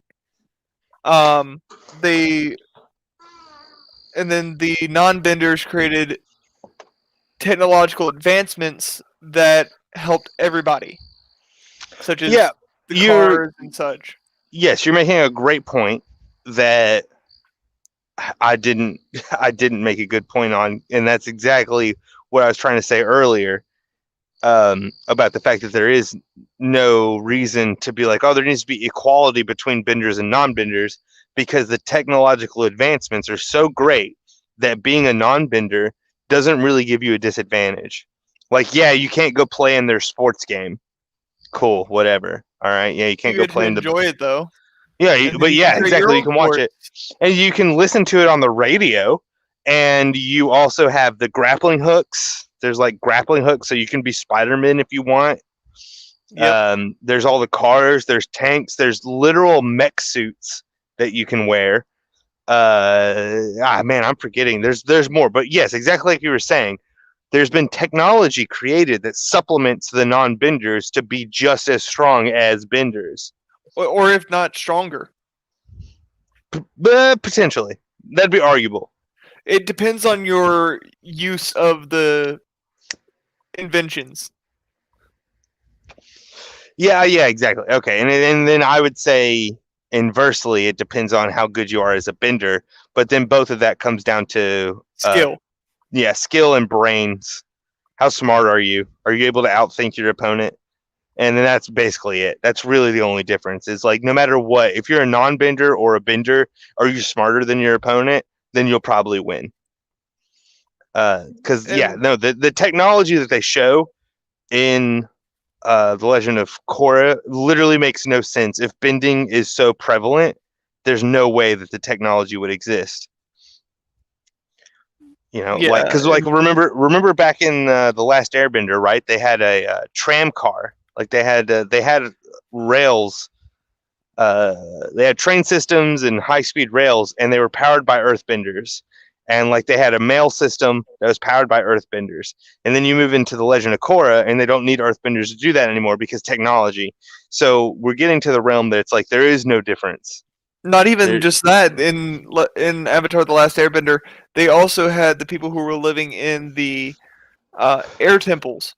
They didn't know how to airbend because they weren't airbenders, but they made up for it with their inventions of the Oh, yeah, you're talking about that one episode where like the scientist dude invented flight through the use of heat to make yeah hot air balloons. Yeah. And they all migrated into a temple that previously the only way to get to was to be an airbender and know how to fly. yeah, and he also And created a mhm. flying wheelchair for his son who was Yep, paralyzed. exactly, because technology can make you equivalent to an airbender. And he was even Technology can go on. Even Aang was saying, "Oh, you're just as good at using your glider as I am at using mine." Right, yeah, no, and even in the episode, which we could argue what the morality of the Last Airbender is supposed to be, like what the message it's teaching. But yeah, the episode you're referring to, if it wasn't for the crippled child, who his father gave him technology to make him be able to fly the same way an airbender could fly with his glider, they wouldn't have won the fight. Like the Fire Nation would have overtaken the temple and killed everybody. But because of the technology, combined with the spirituality, because the Avatar was there and because these people who can use technology were there, they were able to defeat the Fire Nation. So there's an argument there where it's like, yeah, this cohesiveness of equality through technology or spiritual is the only reason we won the fight. And this dude's trying to argue that the purpose of these stories is to show that there needs to be a balance, and that technology, I guess, isn't closing that gap, that there isn't equality, when in reality there's more equality in the Legend of Korra than there was in The Last Airbender, because technology has advanced so much. Yeah, in 50 years, somehow. Mm-hmm. That's an More, inconsistency that I don't understand, but dude. Yeah, we'll- no, it's advanced more than it should have, especially if benders are in the world. There's a lot of things that are invented that if you have benders around, why would you have invented that? You know, because exactly. like you would just use a bender instead to do it. Like, why would you have? You know, I don't think they have it, but I'm just saying, like, why would you ever invent a steam powered engine for a train if you have earthbenders? Like, that necessity never rises. You know, like in the real world, the reason technology is invented is because there's a problem and someone wants to solve it. But Exactly. there's no problem in the airbend, you know, in the Avatar world that needs to be solved, that any of this technology actually solved. I guess unless the problem is that the benders are stronger, so let's equalize it so that non-benders can do the same thing.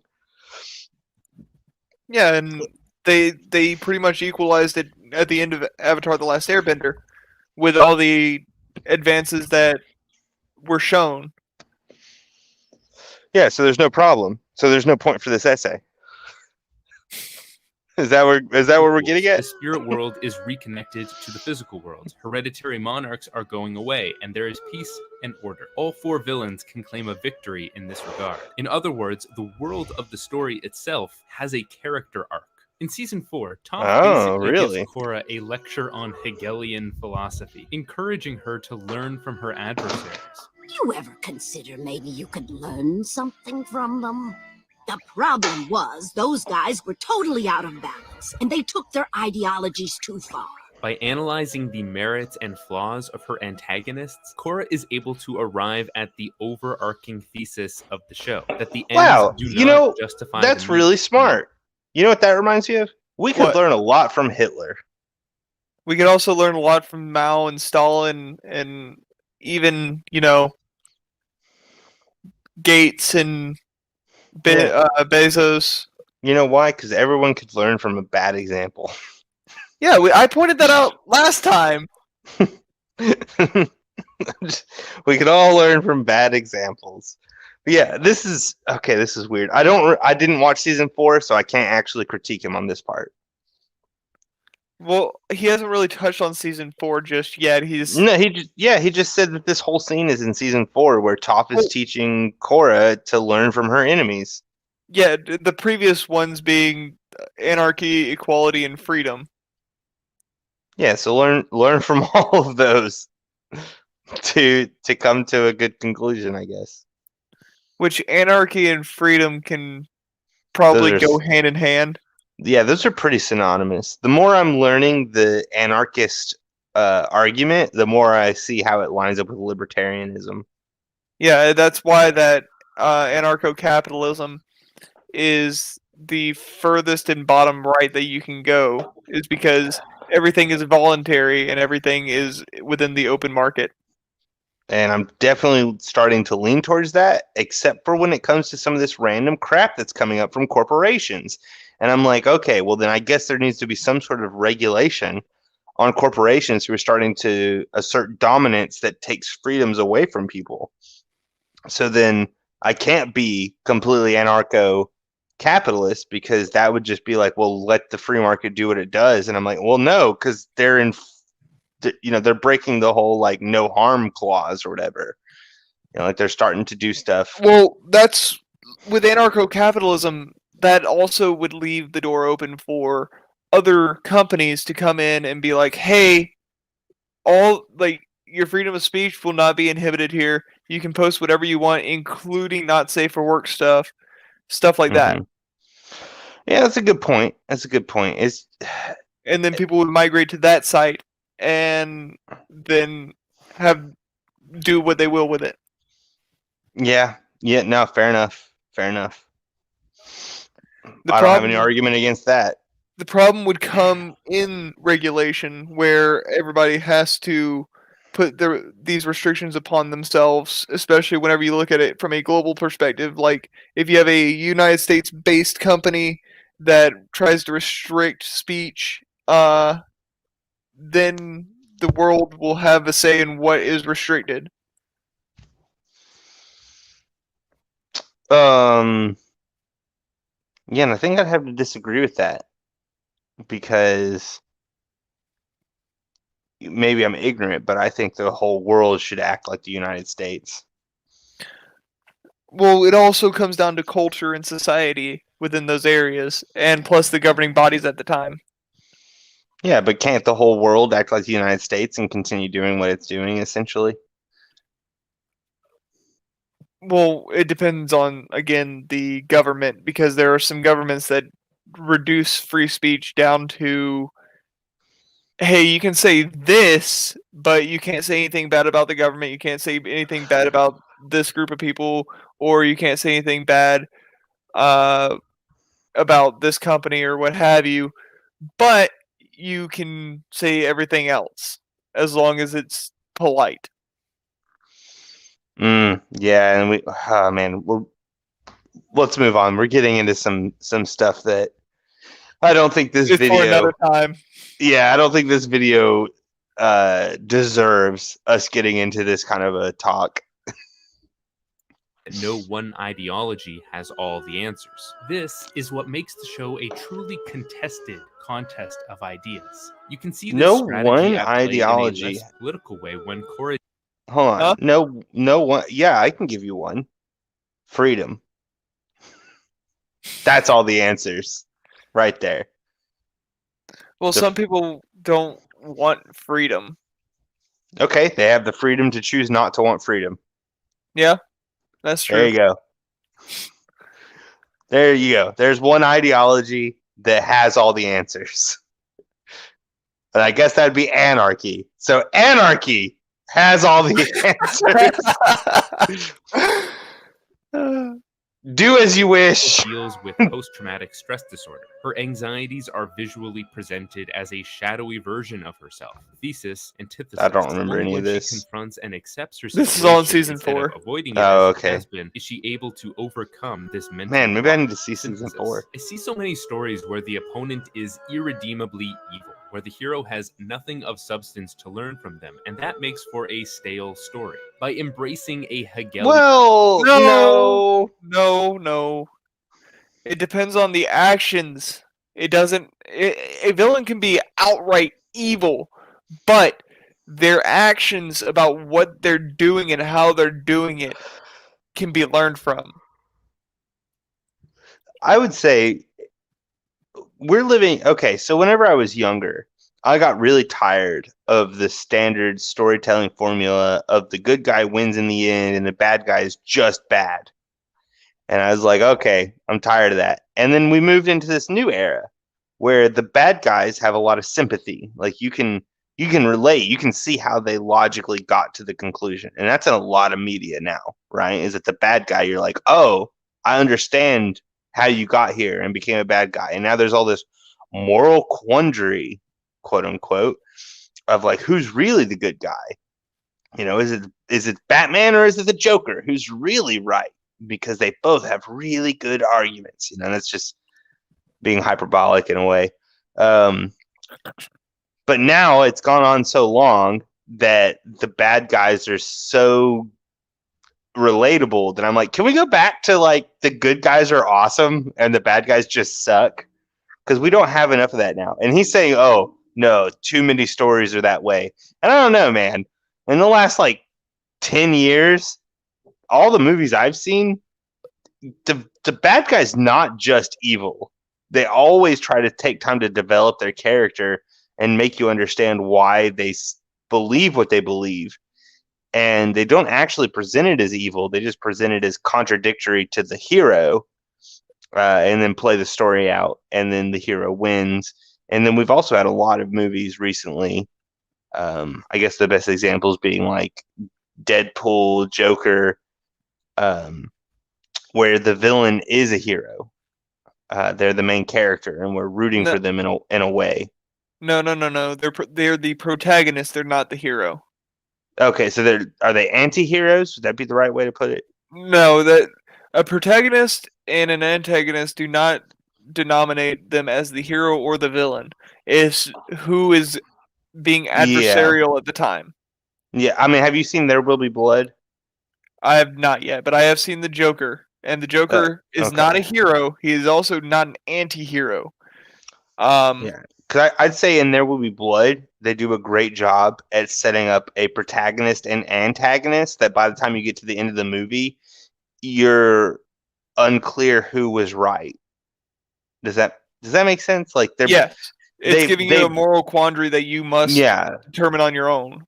by the time you get to the end, both of them do really bad things, but both of them also did really good things throughout the story as well. You know, it's like, but they do those good and bad things at different times. So by the time you get to the end of it, it's like, well, who really was right? Who was right by the time we're done with the story? And that's a hard thing to say.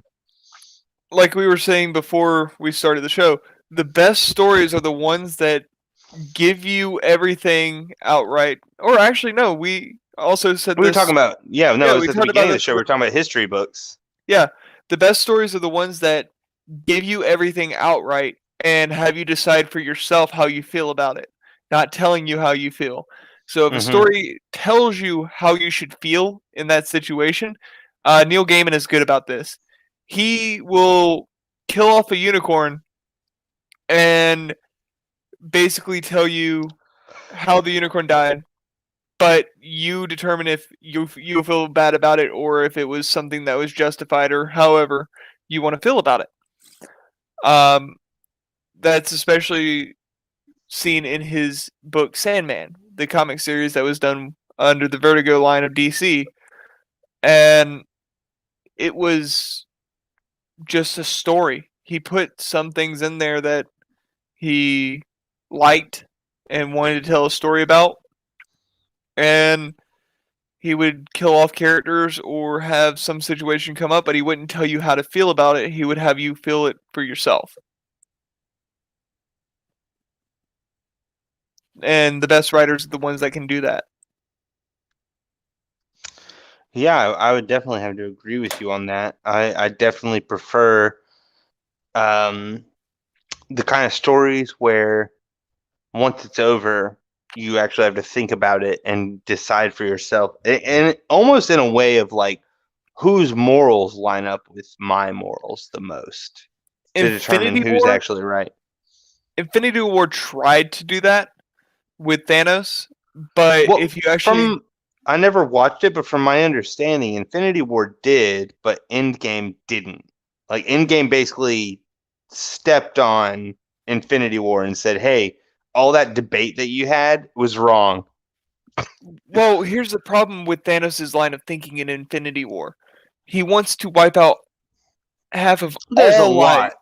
Dude, there's a lot wrong in Infinity War. I'm going with the bare bones right now.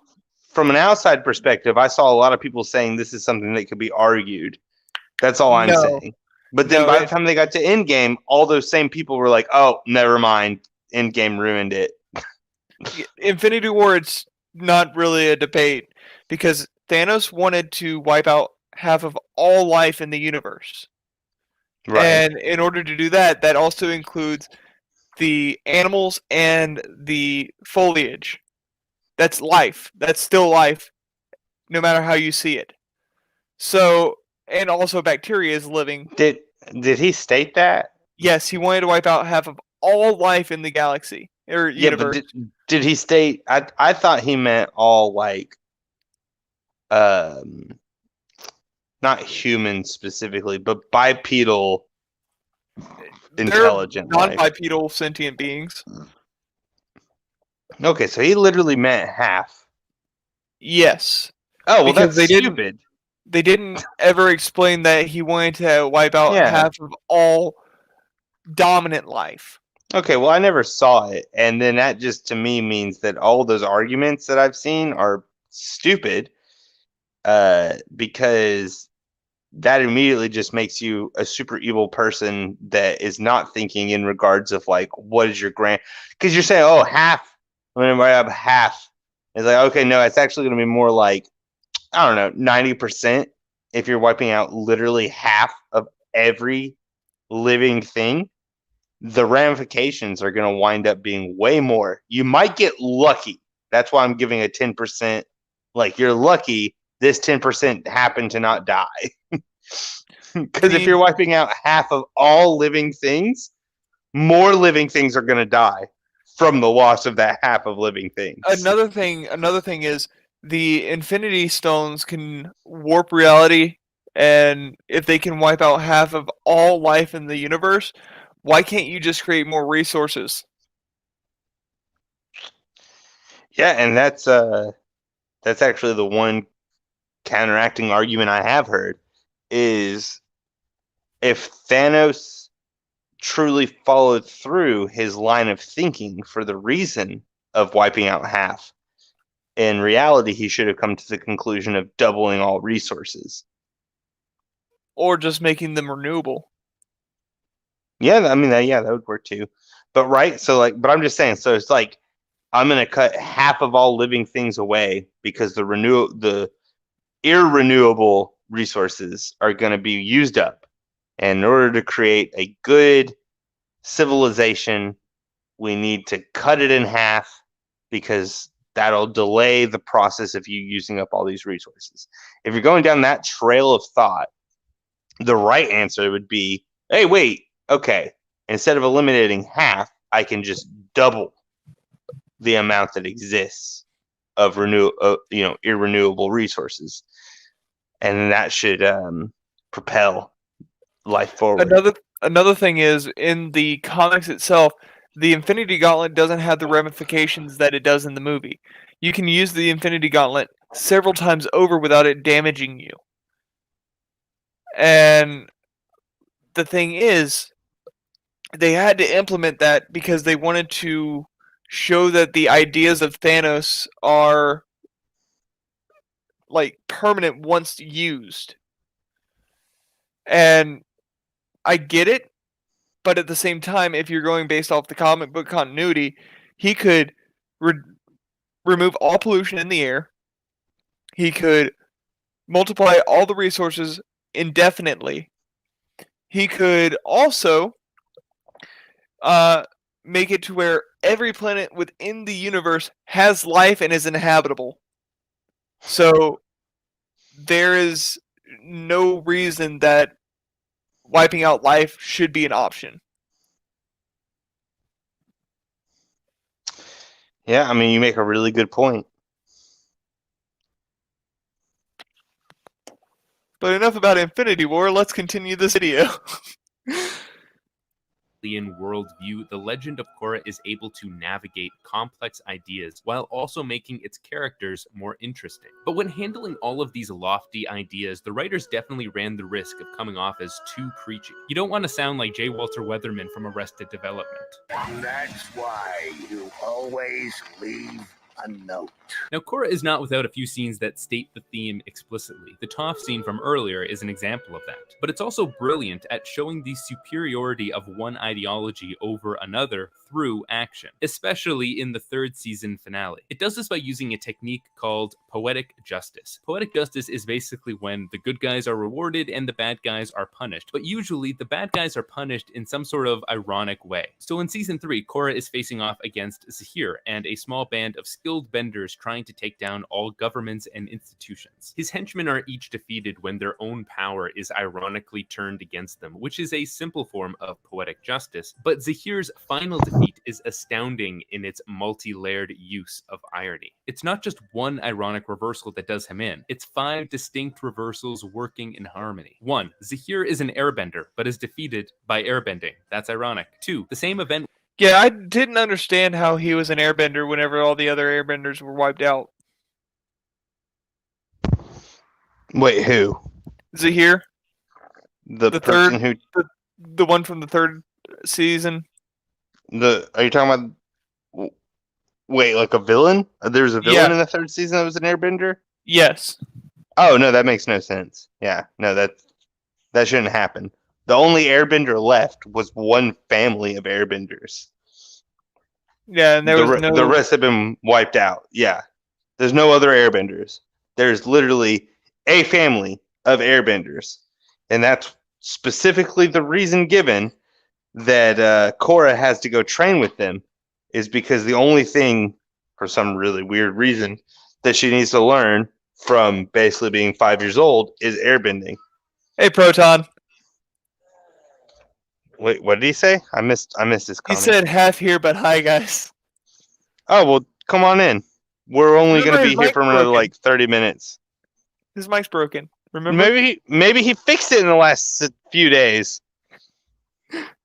Let's keep going though, real quick, because the Zahir thing doesn't make sense. We might be able to finish this video in one go. We might. I don't think Which so. gave him his powers, gave power to the people who beat him. 3. Zahir's entire philosophy is about the need to disband institutions, but he's defeated by a group of characters just now learning to operate as a cohesive group. 4. Zahir's arc this season is about becoming unfettered by this world, both metaphorically by giving up all worldly desires, and literally by learning to fly. In the end, he is torn out of the sky and arrested. 5. He only loses because he chained Korra up. For a guy constantly talking about freedom, he's guilty of imprisoning a lot of people. When he first escapes, he doesn't just escape, he locks up his captors. He imprisons Mako and Bolin later on in the season, and only releases them so he can ensnare Korra in a trap. Both times he I don't remember any of this. Maybe I haven't seen this. Second time, she uses... Are you sure this is season 3? Is this not season 4? I feel like this is season 4. This I haven't is season seen 3. Are you sure? Yes. Because I don't remember any of this. Season 3 is whenever there was a group of airbenders that somehow escaped the Fire Nation. Wait, what's season 2 then? Season 2 is about Korra's uncle and the spirit realm. Oh, maybe I've only seen 2 seasons. I thought I'd seen 3. But no, the more that I'm seeing this, the more I'm like, I haven't seen this garbage. What is he even talking about? So, okay, maybe I've only seen 2 seasons of Korra, and I thought I saw 3. Because that's how boring it is it feels like 30 episodes when it's really only 23. But I don't see how... No, wait, season 1's only like 10 episodes, isn't it? Or 12? 12. And then 13. the second one's like 13 or 20. I don't remember. I do know that all the seasons were greenlit at the same time. Nope, that's not true. Season 1 was the only one greenlit, and then about halfway through season 1, they greenlit 2 more seasons. Okay. Yep. Because I know season 1's so short. I know why Avatar: The Last Airbender is so good is because they didn't know if they were going to continue getting picked up.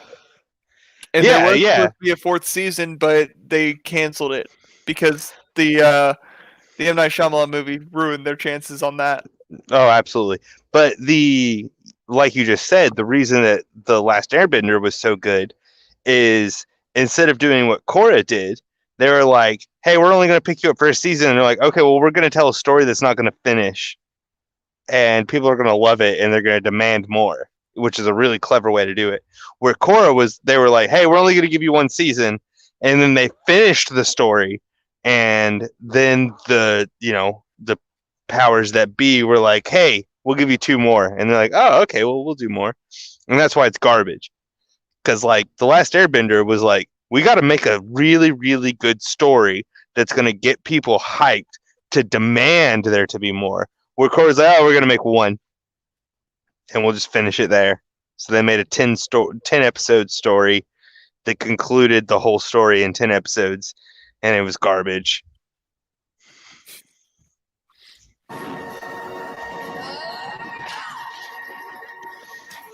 Don't remember any of this. In a single scene, Zahir's hopes and dreams are dashed, his ideology is defeated, and his hypocritical actions are turned against him. And the show does this without anyone ever having to say something like this. And that's why you never lead an anarchist revolt. The Legend of Korra Is it just me, or is the animation worse? It does feel a little bit worse compared to the original. It looks kind of cheap. It looks like they're kind of cheaping out. I could be wrong. I'm just saying it looks a little cheap. The first season even looked better. If that was the third season, I'd say the first season looked better than that. But that's all subjective, so whatever.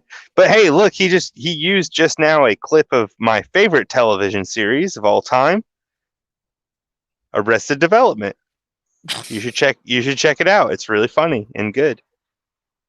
Kind of Just epic the first 3 seasons had, nor is its supporting cast as iconic, but it is every bit as great as The Last Airbender, just in a different way. Where that show was more about personal growth, The Legend of Korra highlights themes of global significance. It's a show about testing your beliefs against other people and finding common ground. And that's No, because Avatar: The Last Airbender did the same thing. And I don't know, man. This guy's name's just right. I think he's right. In the last season, nope. Hold on, let me explain. In the last season,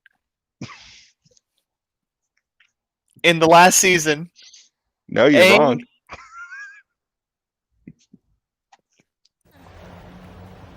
Hey, can you guys hear anything? You know what I hear? I hear the sound of you shutting the fuck up. That was a good anime, especially the English Ghost Stories. If you want a really funny anime, watch Ghost Stories, English dub. I have not seen Arrested Development. I need to. But yeah, the first 3 seasons are good. Yeah, so what were you saying that you're wrong about how The Last Airbender had a good story? I'm talking about the collision of differing ideals. Because in the final fight with Ozai, Aang goes to the Lion Turtle and contacts his previous Avatar lives to find a way to beat Ozai without killing him. That's true. And they all tell him, no, you have to kill him. There is no other way. And he doesn't accept that. And then the Lion Turtle teaches him how to remove bending. Nope, doesn't teach him. Gives him. No, he gives it to him. The Last Airbender, as much as I love it, the finale is actually really, really bad. Okay, because we go this whole thing where, remember, at one point, he went to this dude, and it was like, hey, you have to unlock your chakra. And he said, no, I'm not going to unlock my chakra because it's more important for me to go do this thing. And then he was like, wait, but if you don't do it, it's going to steal your chakra away forever, and you'll never be able to do it. And he's like, whatever. And then it locks his chakra away forever. And he goes and does the thing. And then at the very end, he's like, how do I defeat him without killing him? And then the Lion Turtle's like, boop, here's spirit bending. You can just shut off his energy. Which is actually really, really dumb. Great series. Absolutely great. Finale, love it to death. The finale was definitely rushed. The last hour and a half movie, the last hour and a half movie, amazing. Quite the spectacle. Love it. Absolutely love it. The story's dumb though. They ruined the story in the last 5 episodes. It's reinforced in every plot line of the show. You disagree? More than anything else. I still hold Avatar to a high pedestal, even with its flaws. Look, I'm just saying, if we're looking at this objectively, The Last Airbender sucks at the very end. It's great all the way. Something like that. It's around 5. It might be more. You want to argue more? I'll give you more. You want to say 10? Yeah, the last 10 episodes suck. I love it. I absolutely love it. It's one of my favorite things of all time. It's one of the best shows, and rewatching it is a joy and a pleasure that I have. But the ending is terrible. The end is what it was. Proton says the last time my chakras were blocked, took a whole can of grease and a wire brush to get them clear again. Yeah, no, Aang's chakras get unblocked because he's thrown into a rock. No, he swims out to the Lion Turtle. Nope, his chakra gets unblocked because he's thrown into a rock. His avatar state is unblocked because his avatar state was locked. That's what unblocks his chakra. He's not able to access the avatar state anymore because his chakras are blocked because he stopped the ceremony. But then he gets thrown into a rock, which unlocks his chakra, which unlocks his avatar state, and he's given spirit bending, not trained, given spirit bending. It's terrible. It's terribly written. The rest of the show's great. The ending is terrible. Fight me. Who's your favorite? Who's your favorite character? Actually, I would say my favorite character is it's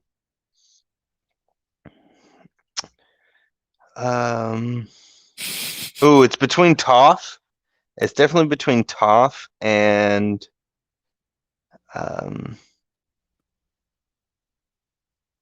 crap. I just forgot his name, but the Sokka? Yes, Sokka. Yes, Sokka and Toph. Those are my two favorite characters. So Sokka is actually one that has a complete story arc because he yes, starts it's beautiful as a terrible character that absolutely looks down upon Katara because dude, she's a woman. We have no disagreements on this.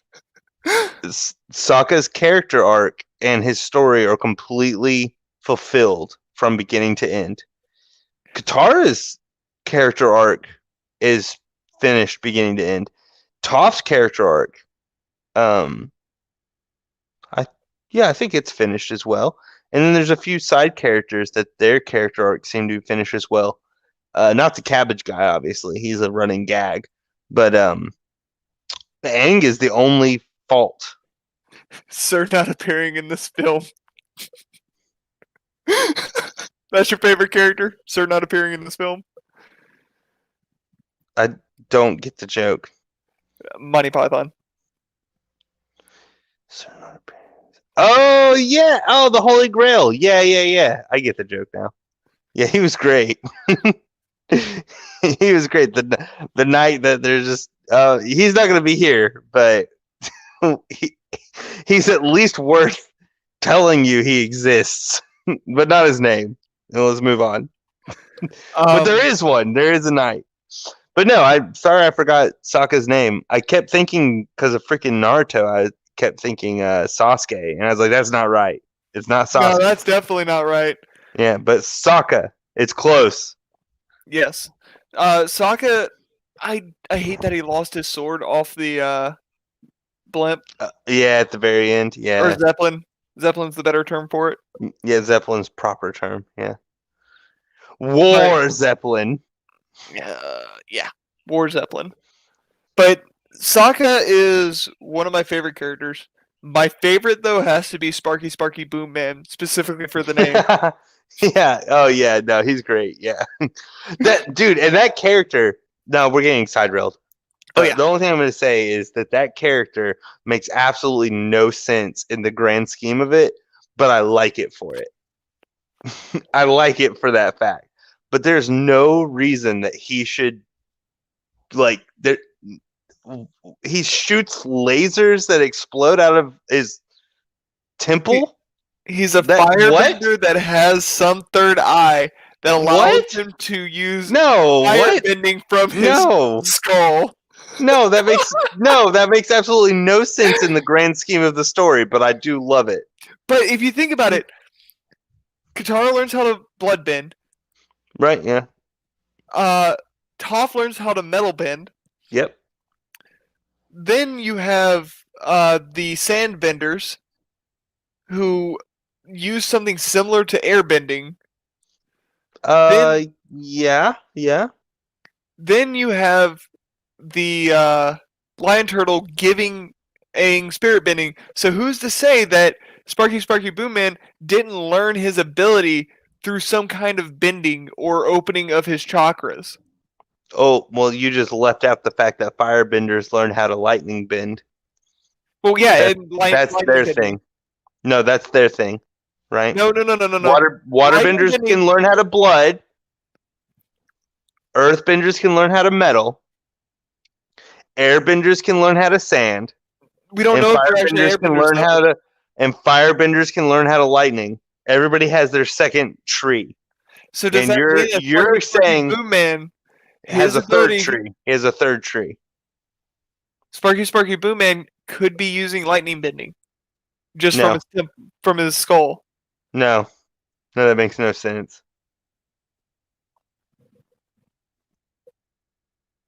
Oh well.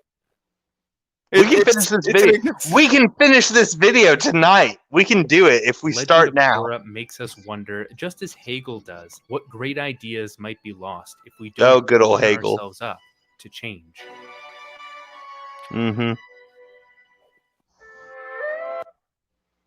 That's it. That's Oh, good. We're done. We did it. We did it. Good job, us. That's it. I didn't think we'd actually finish it. I was kind of joking. I figured there would be something else he said that we'd pause on and then talk for another 20 minutes, and I'd be like, I gotta go. But no, we're done. We did it. All right, cool. That just ended so abruptly. Yeah, that was really abrupt. Okay, well, in hindsight, Also, he didn't really touch on this. I guess he's right. He touched on the storytelling aspects, but he didn't say what we should really learn from it. I get that the thesis and antithesis and Hegel. So, in all actuality, we should learn from Hegel and not Legend of Korra. I agree. I think you're right there. Yeah. That video could have just been a video about Hegel. Proton, he didn't run out of internet. LD is the only one that ever runs out of internet, and also LD siphons my internet gas.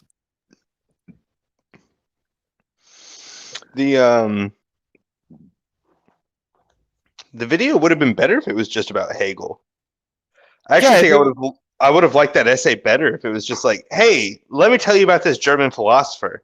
Here's what he thought. His ideas and how his ideas can be used within writing. Other than using Legend of Korra, which is a terrible example. Yeah, no, like literally the only things we disagreed with him on had to do with story points that he was trying to say Legend of Korra had. But when it came to like the Hegel stuff and then stuff in, I guess, season 3 and season 4 that we weren't aware of, it was like, okay, just carry on. He didn't even really touch on season 4's antagonist. Well, really the only thing he did was he said all 4 seasons are about these things, which he said at the beginning, which was what, equality.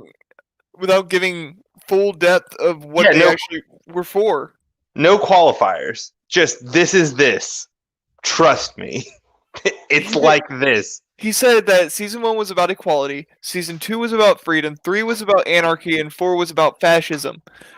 And then we never touched on 4. We only touched on 3. Well, he touched on 4 a little bit, but not about fascism. He touched on it about Toph giving a lesson about Hegel's ideology.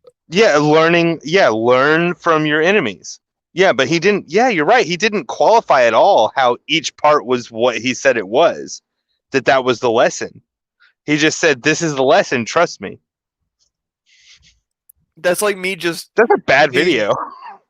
That's like me just being like, "Hey, so there's this, and this," and never touch on the first 2 topics, and then be like, "And that concludes my video."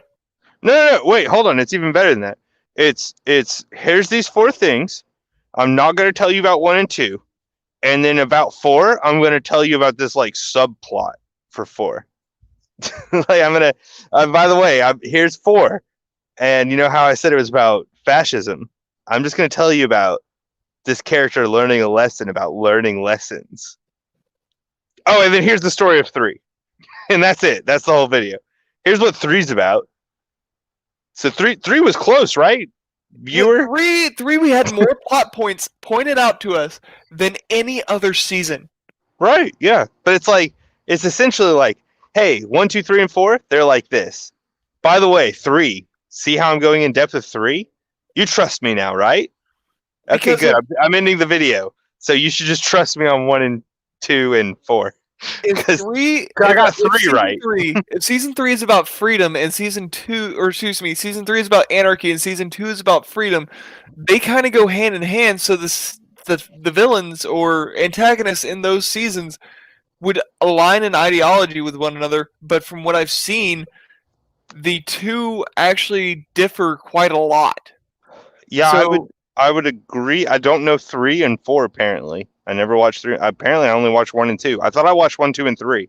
Apparently I only watched 1 and 2. So I couldn't tell you if 3 and 2 aligned, but I will tell you I don't think 2 was really about freedom as much as it was about chaos. Seems like it was more about chaos. well, people align freedom with chaos because reasons. I could, yeah, I kind of see. I see what you're saying. Yeah. But if we're going by freedom stance, Proton, you're lucky. If we're going by the freedom stance, freedom can be chaotic. However, at the same time, you can self-regulate yourself and prevent the chaos from overwhelming you. What? No, you can't. No, we need the government to tell us how to live our lives.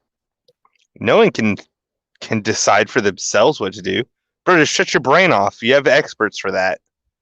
Just do what they tell you. Duh. Gosh, man, like what are you talking about?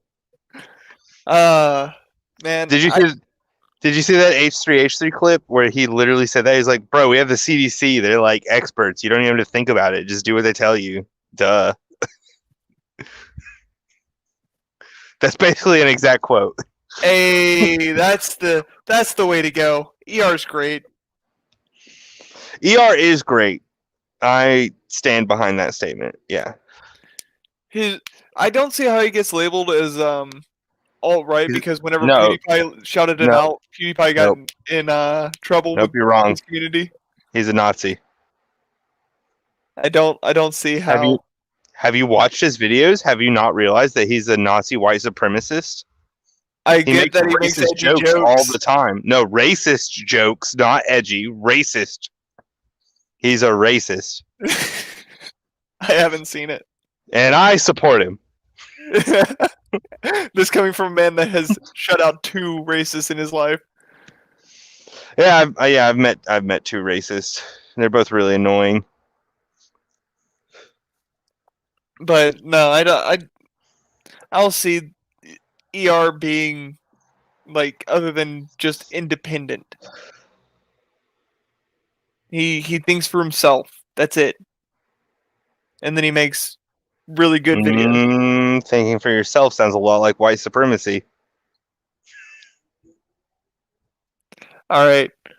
Well, it's about time. Can we watch one more? Can we watch Solar freaking Roadways? You said you had to leave at 11. No, oh. Yeah, we're not there yet. We have 6 more minutes. Solar freaking Roadways is only a 7-minute video. You know it's going to be a minute.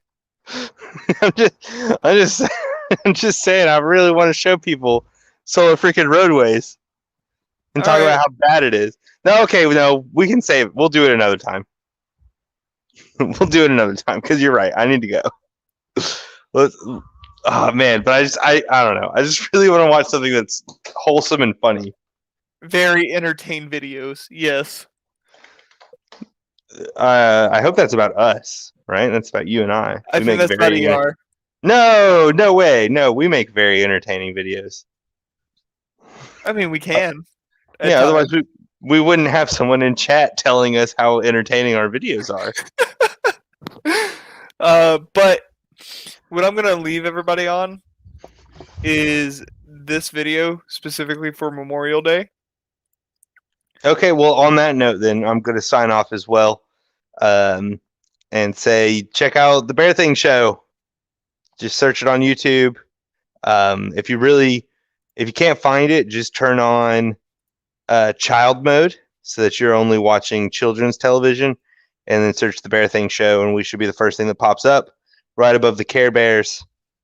And check out my content. It's Jam Sully and I. We literally just sit in a field or at a table and talk about modern pop. Our last video, we actually talked about the law of equivalent exchange and if there's such a thing as evil.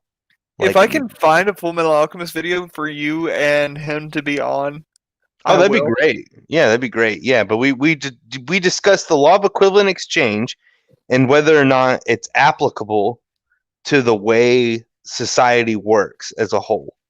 And in short, no, it doesn't at all. It literally only works in nature. But if it comes down to social structure, it doesn't work. And that's why our conversation devolves into talking about if there's true evil in the world. Yeah, and check it out. And James Sully and I, we regularly disagree when it comes to guns or art, subject versus objectivity. We disagree on all that kind of crap, and it shows up in our videos often. But yeah, so just check out the Bear Thing show. And thanks for having me again. Glad to have usurped the stream, and I can't wait to watch this video as we call it a night. It's been fun. Hit me up next time. I'll be here if I can. All right, I will. I'll see y'all. Ready. Hey. Fire.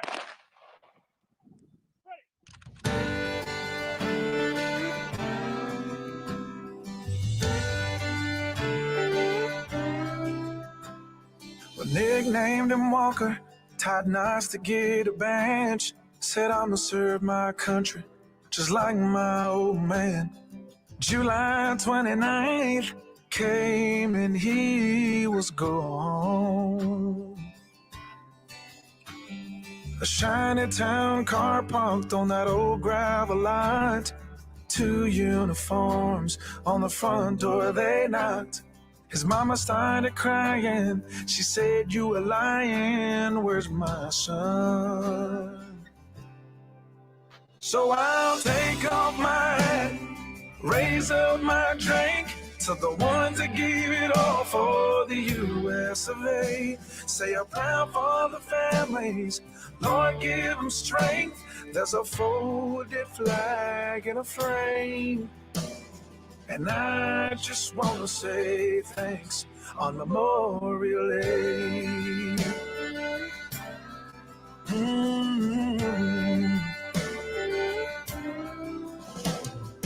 Good men, good women gave all they had. They were brothers and sisters, mothers and dads. Your sacrifice will not be in vain. So come on and help me sing. Oh, I'll take off my hat, raise up my drink to the ones that give it all for the US of A. Say a prayer for the families, Lord give them strength. There's a folded flag in a frame. And I just want to say thanks on Memorial Day.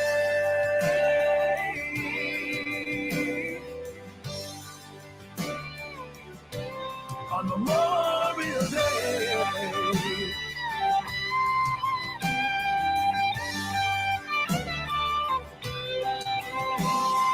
Thank you, Lord, oh, for the ones that died for me.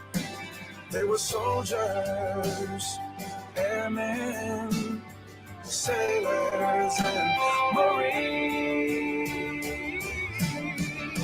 So I'll take off my hat, raise up my drink to the ones that gave it all for the US of A. Say a prayer for the families, Lord give them strength. There's a folded flag in a frame. And I just want to say thanks. Gravestones that don't have a name on Memorial Day.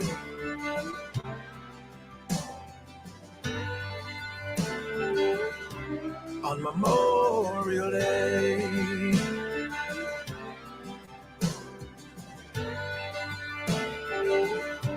On Memorial Day.